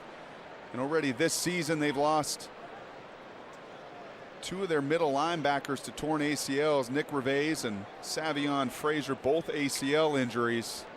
A linebacker position that Rico McCoy a week ago playing injured, tonight playing nowhere near 100%, but having to play because all that's left really on the roster now. There's a good shot of the captain, Nick Reveiz, is his brother. In fact, Shane Reveiz, number 30, you can expect to probably see him come into this game as well. Shane, the walk-on younger brother, both sons of the famous kicker from the University of Tennessee, Fuad Reveiz. Yeah, Shane Reveiz has come into the game. He wears number 30. He's on the end of the line of scrimmage, faking a blitz. Now he's stepping back. There he is, clapping his hands. Sophomore walk-on from the Knoxville suburb of Farragut. 1st down and 10. Adams, pocket collapses and he goes down. Sacked. Dan Williams back in the game, sacks him for a loss of 8. Let's go back to the studio. Lowell, what's going on? Well, Stan. Thank you, my man. 1:30 remaining, 3rd quarter. Vanderbilt down by 11, 2nd and a ton. Give to Zach Stacy, and almost squeezes out of that tackle. Makes it out across the 35 to the 36, a pickup of 10.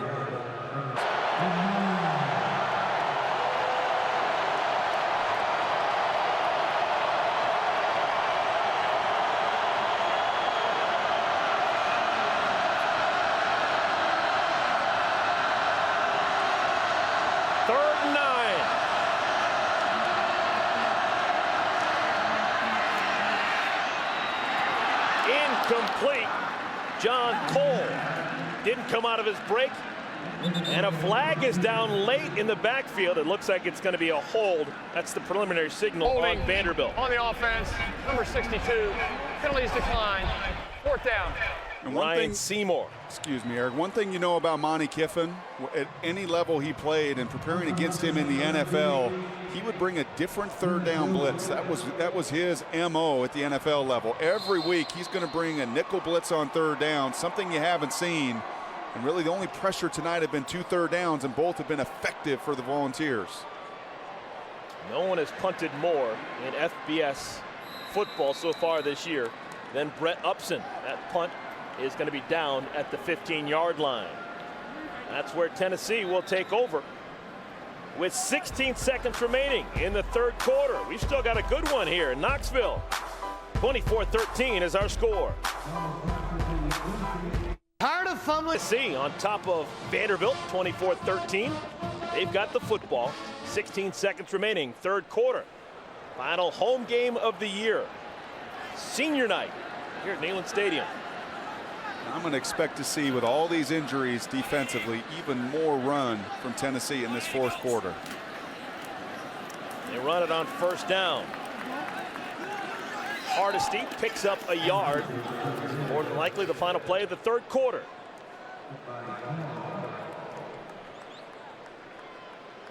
And it is. We've got 45 minutes in the books. Over 100,000 strong here at Neyland Stadium. It's an 11-point game. Tennessee on top of Vanderbilt. You're watching the SEC on ESPN.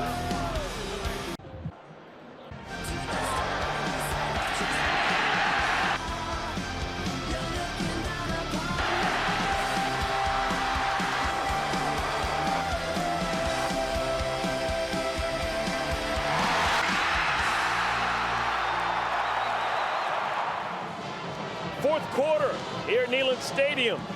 Tennessee on top of Vanderbilt, 24-13. Just 3 points scored in that third quarter. Vanderbilt getting the field goal from Ryan Fowler. Second down and 9. Tennessee with the football. Ball on the 21-yard line. Complete. Denarius Moore scored a touchdown in that first half as his first grab of the second half. I'll be curious to see what Bruce Fowler does here in the fourth quarter. You would expect, with all the injuries to Tennessee defensively, that Tennessee will want to run the ball. That last play, a 2nd and 10 situation, Bruce brought a run blitz. Both linebackers, Crompton beat the blitz, getting the ball out of his hand. But Bruce, one of the more nifty play callers, very respected in this SEC. Third down and 1. Deep back is Montario Hardesty, already over 100 yards. He's got the ball and the first down. Pickup of 5. Hardesty now with 114 yards. He's really been featured tonight, Brock. Each of the last 2 games, well, combined over the last 2 games, just 115. He's almost got that tonight in 3 quarters of play. Yeah, and he's pushing towards 1,100 yards on a very productive season.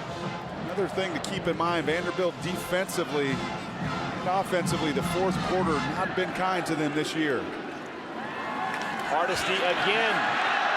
Out to the 50. Down to the 42. Tackled by Eddie Foster, but not before a gain of 24 yards. No surprise here. You go to your best players right now. You left tackle Chris Scott on this offensive line. And Montario Hardesty running like a senior playing his last game in this stadium, now close to 140 yards. As I was saying, the fourth quarter this year, Vanderbilt outscored 79-43. Often the case of being worn down, and Tennessee doing their part here to take advantage. Tight ends on both sides of the formation. Hardesty brought down at the 40. Joel Caldwell jumped on his back.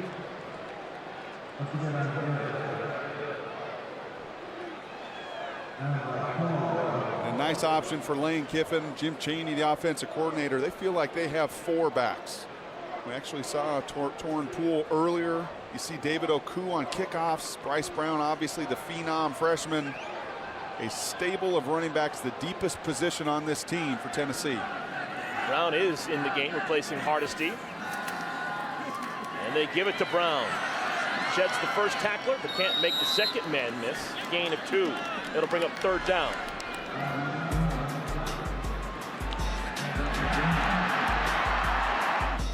Nice combination of speed and power out of Hardesty. Now, not like his counterpart in Jonathan Crompton, 5th-year seniors who paid their dues, gone through ups and downs and injuries in their career. And Hardesty taking full advantage of his chances in 2009 and making his senior night one to remember. Hardesty on the sideline with Bryce Brown in the game on this third down at 6. Now they put Brown in motion. Crompton has time over the middle. Caught short of the first down by Quentin Hancock. Gain of 3. Hancock's third catch of the ball game. Wouldn't be surprised if Tennessee goes for it here. It's kind of in Lane Kiffin's MO. going to send in reinforcements, and they are going to go for it. Lane has been very aggressive on 4th down all season long. He's going to go for it on 4th down and 4 from the 36. We saw this about the same area of the field backfire for Vanderbilt to end the first half.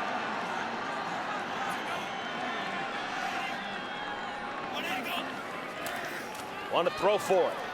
Tight end Stocker can't hold on.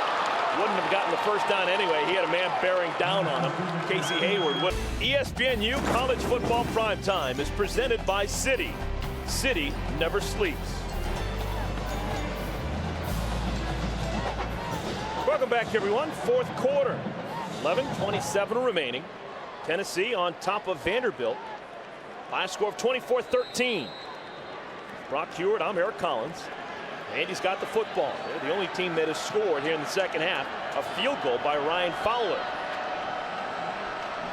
Kenzie Adams, 5th-year senior from Tulsa. Takes the shotgun snap.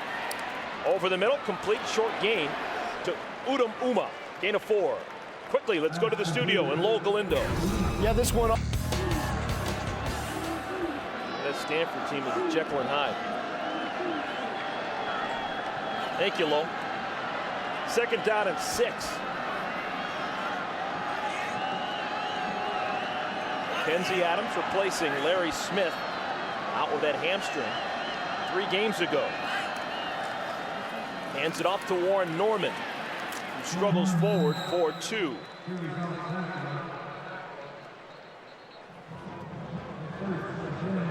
Right now, Vanderbilt at their high water mark for SEC scoring. Last week against Kentucky, they scored 13 points in a losing effort. They've never scored more than 14 in a conference game this year. Check that, more than 13 in a conference game this year. 3rd down, the last 2 occasions have been blitzed by Monty Kiffin. Even with walk-ons in and youngsters in, he's been very aggressive. This is a big 3rd and 4. Let's see what Monty dials up defensively.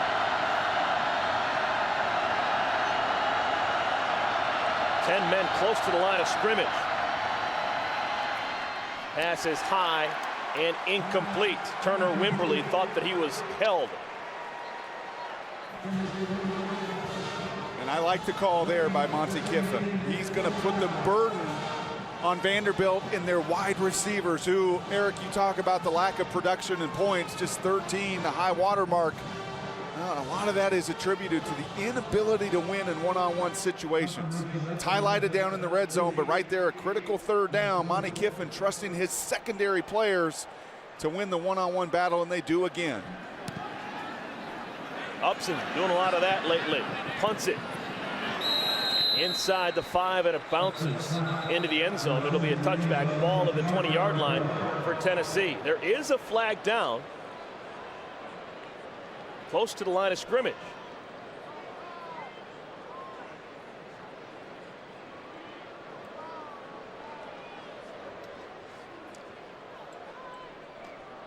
Personal foul. Illegal contact on the snapper by the defense. Wow. 15-yard penalty from the previous spot. Automatic 1st down. Wow. What a break for Vanderbilt. Well, Lane Kiffin wants a name and a number. All right, now he wants a name and a number. Who did that? And because Vanderbilt's going to stay on the field offensively.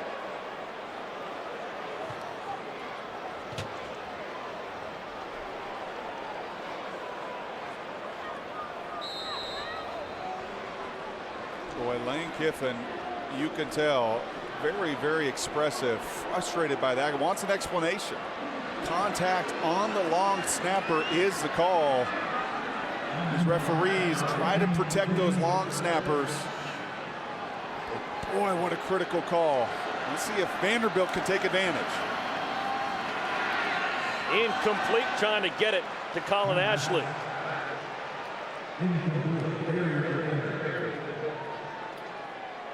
There is a shot. Wow, I absolutely do not see that. That looked to me like the long snapper not only snapped the ball, was able to stand up into athletic position and defend himself before contact. I don't understand that call. And now Tennessee's defense must rise up and respond.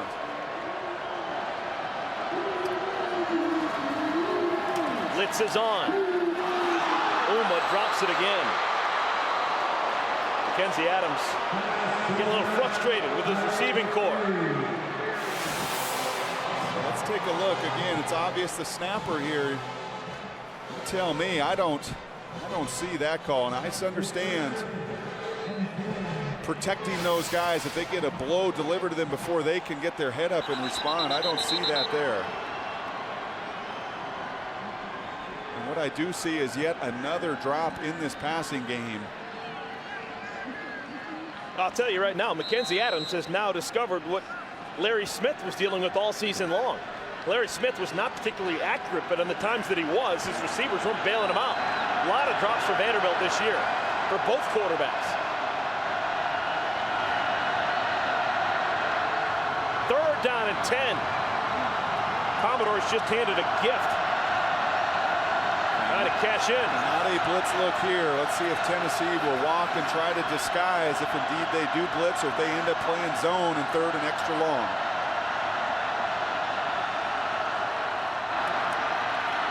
Pocket collapses, arm hit, incomplete.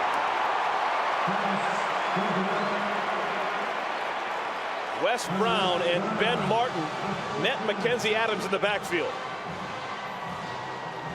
And this front four, Dan Williams had a sack earlier in this third quarter, and this front four is getting home, and that is exactly what Ed Orgeron, you see him commend his defensive lineman. Wes Brown, excellent push. He gets on the edge of that offensive guard, affects that pocket. This defense at its best, any defense, when you can rush 4, play 7 in zone, make those windows very difficult for the quarterback to find. This time, a beautiful punt. It's going to be down at the 9-yard line. A punt of 33, no return. That's where Tennessee will take over when we come back. Busy day in the... Welcome back, everyone. Neyland Stadium, Knoxville, Tennessee. These two schools separated by about 180 miles of I-40.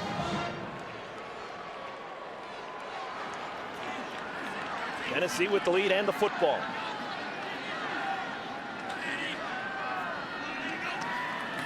Crompton hands it off. Montario Hardesty. Gain of 3 on first down. This is the scoreboard from the SEC today. And Bobby Petrino and Ryan Mallett continue to...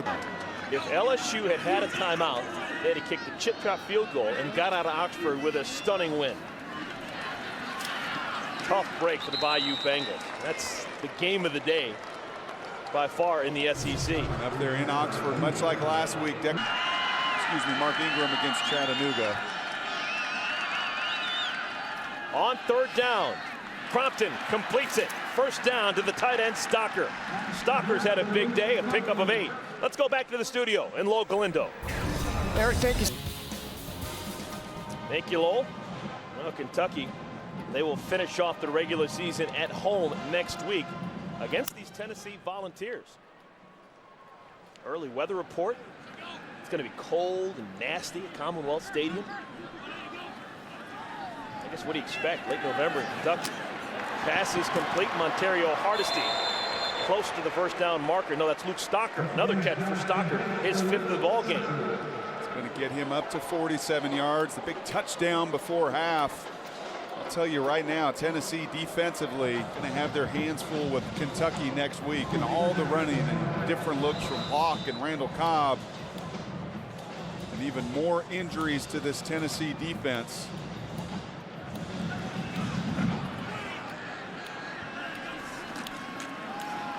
Hardesty has the football and has the first down. Also next week, Arkansas will finish off the regular season against LSU. You talked about Ryan Mallett, the season he has had, and I wonder, people haven't really been talking about it, I just wonder, Ryan Mallett is going to be draft eligible. I know this is just his sophomore season. He's got 2 more seasons. More often than not, those NFL scouts want to see at least another year. And I think if I'm Ryan Mallett, just like Jonathan Crompton tonight, you've seen him evolve as this season's moved along. The more comfortable the receivers have gotten, he's gotten with Lane Kiffin's system. Can you imagine Ryan Mallett yet another year with Bobby Petrino and all the weapons they're continuing to assemble?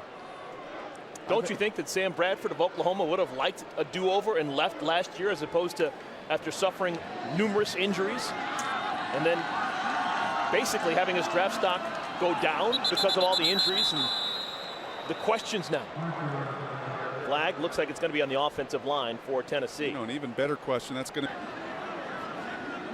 all the talk in the preseason about Jevon Snead's 1 vote for first team preseason all SEC quarterback. It'll be an interesting conversation postseason wise. Hard not to give it to Tim Tebow. Shatters even more SEC records and touchdowns and runs, and they win. But Ryan Mallett at least has made it into the conversation because of the gaudy numbers he's putting up.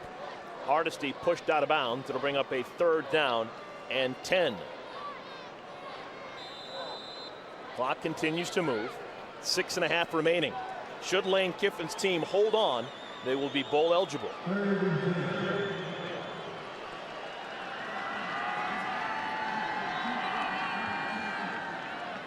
Play clock down to 6.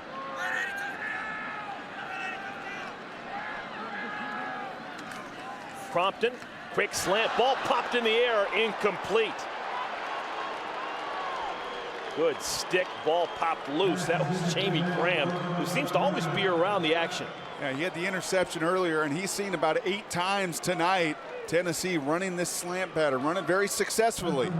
Denarius Moore, a number of catches on that slant on 3rd down. That time he read the 3 receivers to the other side, knows in this system with that zone spacing away, typically you'll see the slant. He jumps it and makes the play, does Jamie Graham. Zach Stacy back deep, fields the punt at the 29-yard line. Stacy always an adventure on these punt returns. Goes sideways, eventually picks up a yard on the return. 5:54 remaining.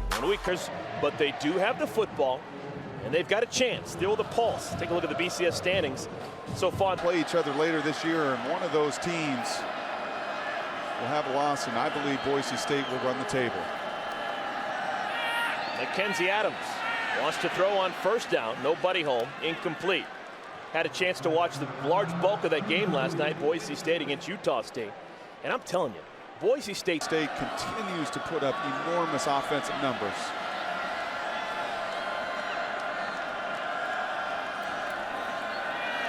Adams has his tight end Barton, and Barton hangs on to that one. A big gainer down to the 38, 31 yards.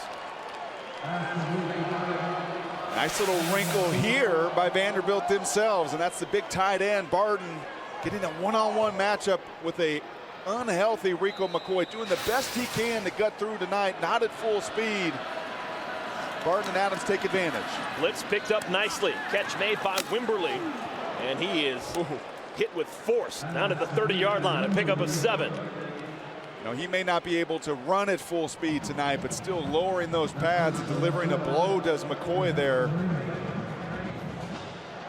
Very physical football player, but how about Mackenzie Adams right now, bringing a little bit of life into this game. Rico McCoy probably only about 80%. I guess you would say he hasn't been the real McCoy tonight. A little bit slow. Steps out of bounds after the catch does Brandon Barden. Under 5 minutes to play. Hand off to the freshman Norman, and Norman breaks a tackle. Down to the 10, pushed out of bounds. That'll be another 1st down. Kid from continuously does so. Red zone has been an issue offensively for Vanderbilt all season long. Pass is incomplete. Looking for John Cole. I guess Vanderbilt, obviously they'd love the touchdown, but really all they need to keep their hopes alive is a field goal. That would make this a 1-possession game. They'd be down by 8. That is true, but when you're 1 of 3 in the red zone and you've scored just 13 of 32 times coming into this game, momentum, confidence, it is imperative to get a touchdown here. Both teams really have all put 3 the pressure. timeouts remaining. Really put the pressure on the Volunteers. Plenty of time over the middle. They split the difference to Wimberly. They were at the 9, now they're down at the 4. Exactly to your point, if you don't convert here, you obviously kick the field goal to make it a 1-possession game, but you just talk about putting the pressure and really getting these 100,000 fans very, very nervous. You put a touchdown on the board, really changes the landscape of this game. See if they go to the tight end, number 6, Barden.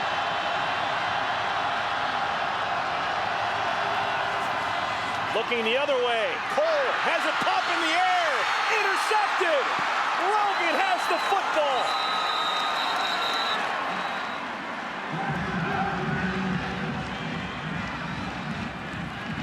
Is that Rogan or is that Eric Berry? No, it's Rogan. Dennis Rogan has the football. There is a flag down in the end zone. Pass interference on the defense, number 36. Foul according to the end zone. By rule, the ball will be placed on the 2-yard line. Automatic first down. Vanderbilt is still alive. They call the penalty on the sophomore Anthony Anderson.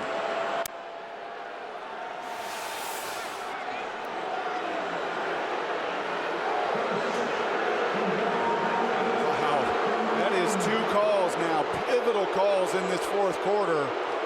Anderson is in tight coverage on this slant route. He looks like he's clearly in front of the receiver, breaking in front. Often on those slants, it's the contact through the receiver.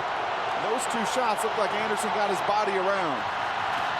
Norman stopped short of the goal. Another flag down on the field. That was a tough pass interference call on Anthony Anderson. I'd like to see the first replay we had. I think that was a better look. Prior to the snap, false start, offense, number 68, 5-yard penalty. It remains first down. Riley Lauer called for that penalty. Yeah, you run those slants, and those are bang-bang plays down in the red zone. They happen so fast. Look at Anthony Anderson on the outside. Is there any contact with the receiver? And that referee in the back may have been able to see an arm around the waist as he cuts in front of Cole. But very minimal contact. I'll give the credit to the referee in the very back. You see Bobby Johnson imploring his guys to get up and get on that line and get going. That ref had a better look from behind. There could have been a chance Anderson grabbed as he went around Cole, but not much contact on those 2 replays.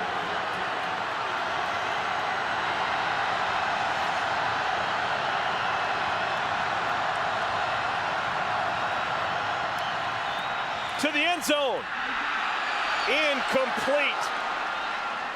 Looking for Barden. This has to be a house of horrors right now if you're a Vanderbilt fan and you've watched this all season long. Another precise throw, thrown exactly where Mackenzie Adams needs to make that throw, away from the defender, away from the linebacker. Barden does everything right, shields Herman Lathers, but is unable again to finish and drops the football.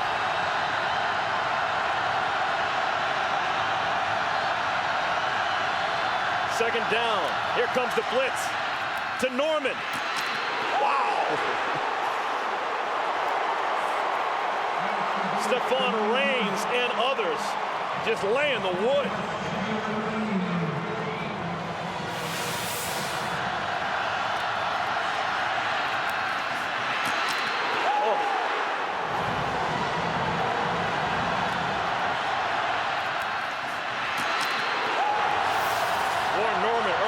Scholarship taking that hit. Third down and goal.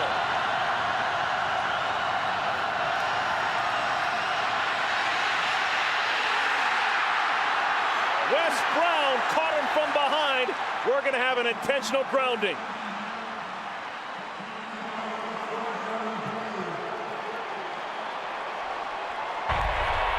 Intentional grounding on the offense, number 9.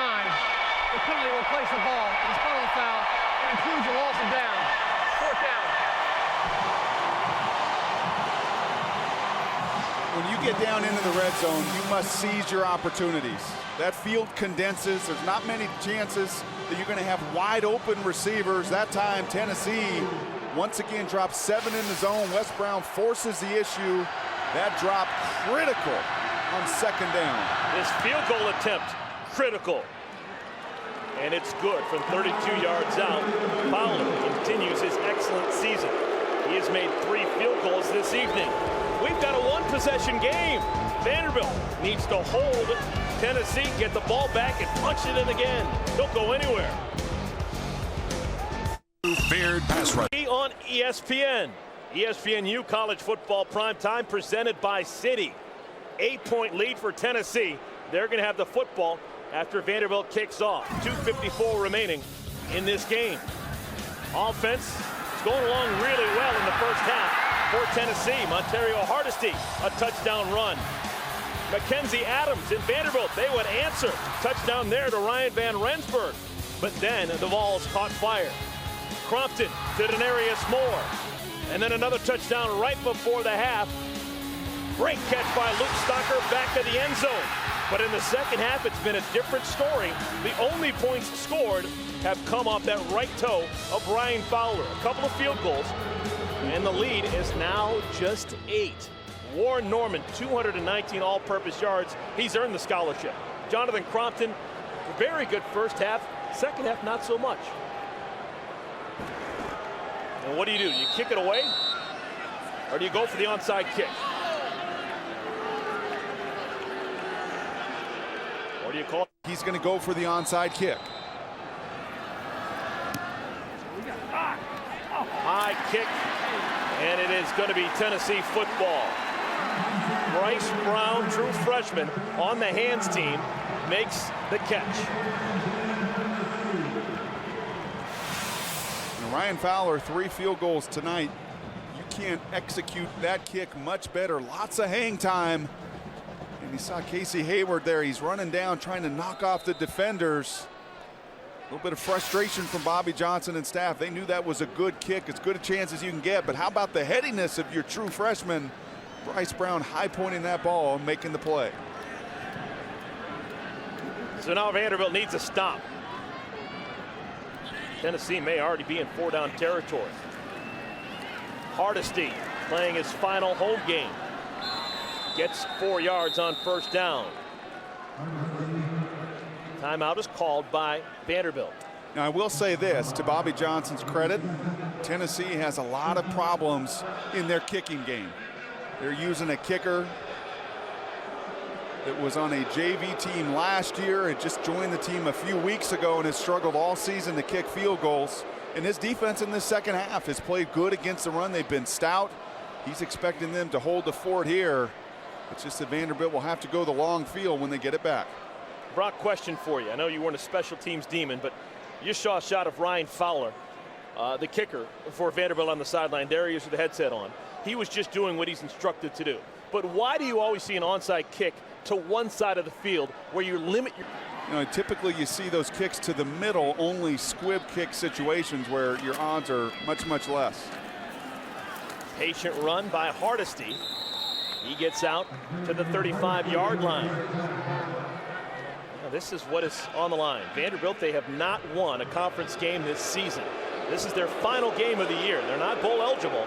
Bobby Johnson just trying to get one win. On the left side of the win-loss column on the year in SEC play.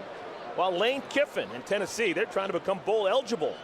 They need that 6th win. If they don't get it tonight, they're going to have another chance next Saturday evening when they take on Kentucky in Lexington. At 3rd spot within the conference. Vandy needs a stop. Hardesty has the first down. Now, more than likely, Tennessee can just run out the clock. Let's go to the studio in Lowell Galindo. Well, Eric, coming up next, we're going to check out. Thank you, Lowell. And Nevada, they will run that football on you. Just like Montario Hardesty has done against Vanderbilt on this drive. 3 straight carries, gets the first down, clock continuing to move.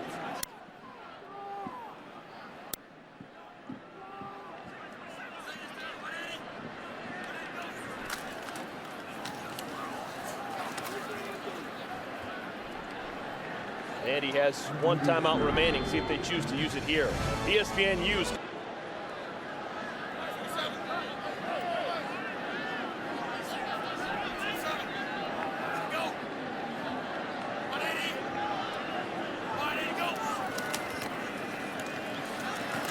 Hardesty down to the 25.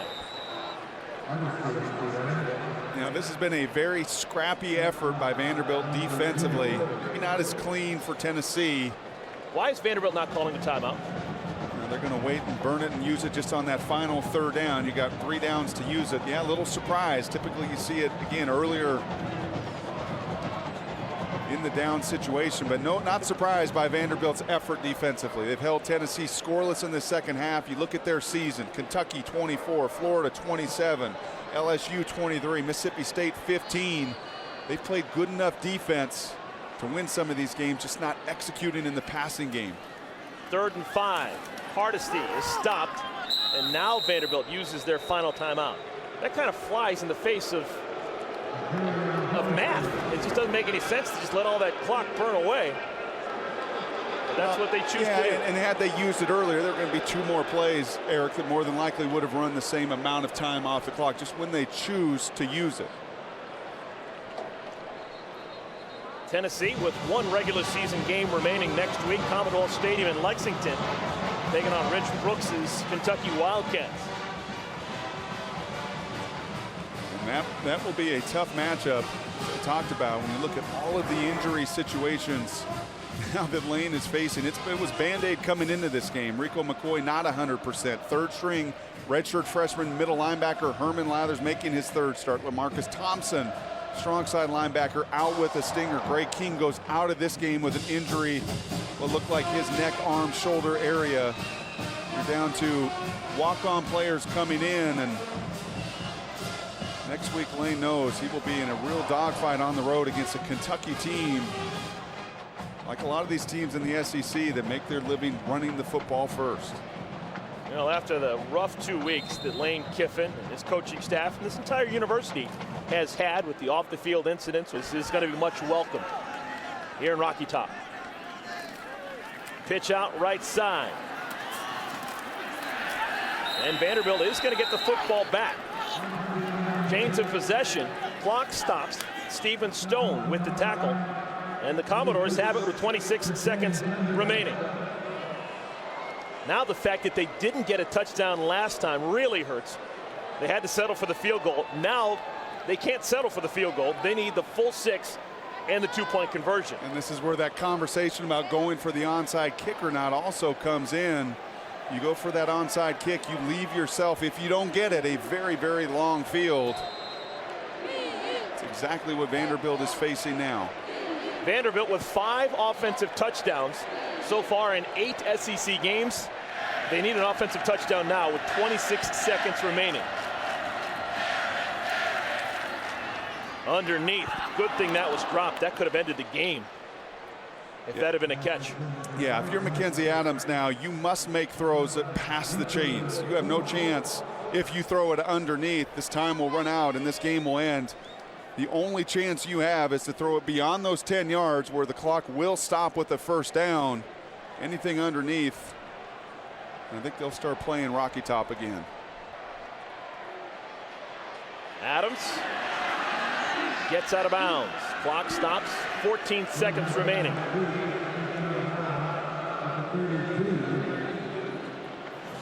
Gutty effort from Mackenzie tonight. You watch that game film, and he did everything in his power. Very accurate with his throws. A couple chances in the red zone, a slant.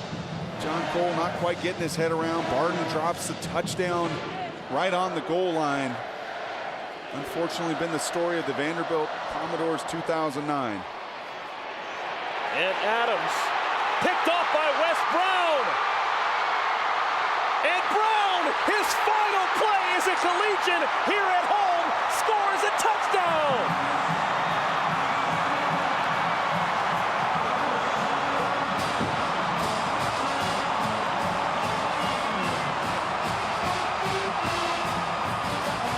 That's the way you finish off senior night if you're Wes Brown. And did you see Lane Kiffin? Did you see the joy in Lane Kiffin? Remember Lane Kiffin yesterday in our production meeting talking about all these injuries and guys not practicing.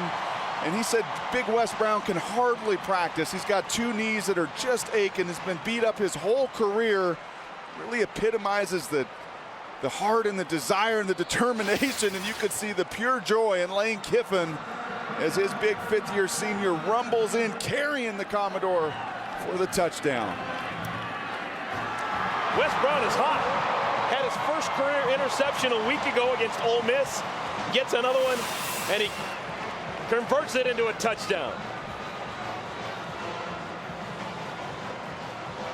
I can't even imagine what's going through his head right now as he's staring at that checkered end zone. And look at Kiffin, so excited.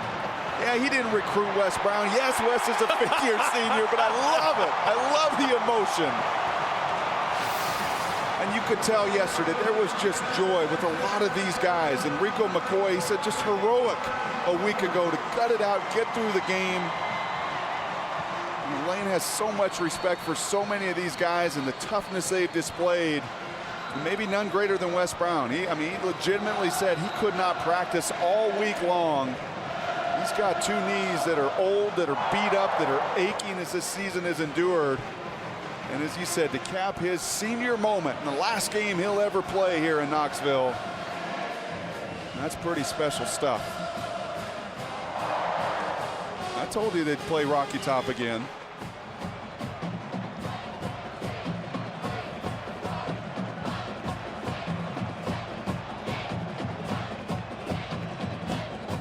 (1977, 1978), the last time Tennessee did not go to consecutive bowls. They'll be bowling this season. Win number 6. They'll be looking for 7 up in Lexington next Saturday.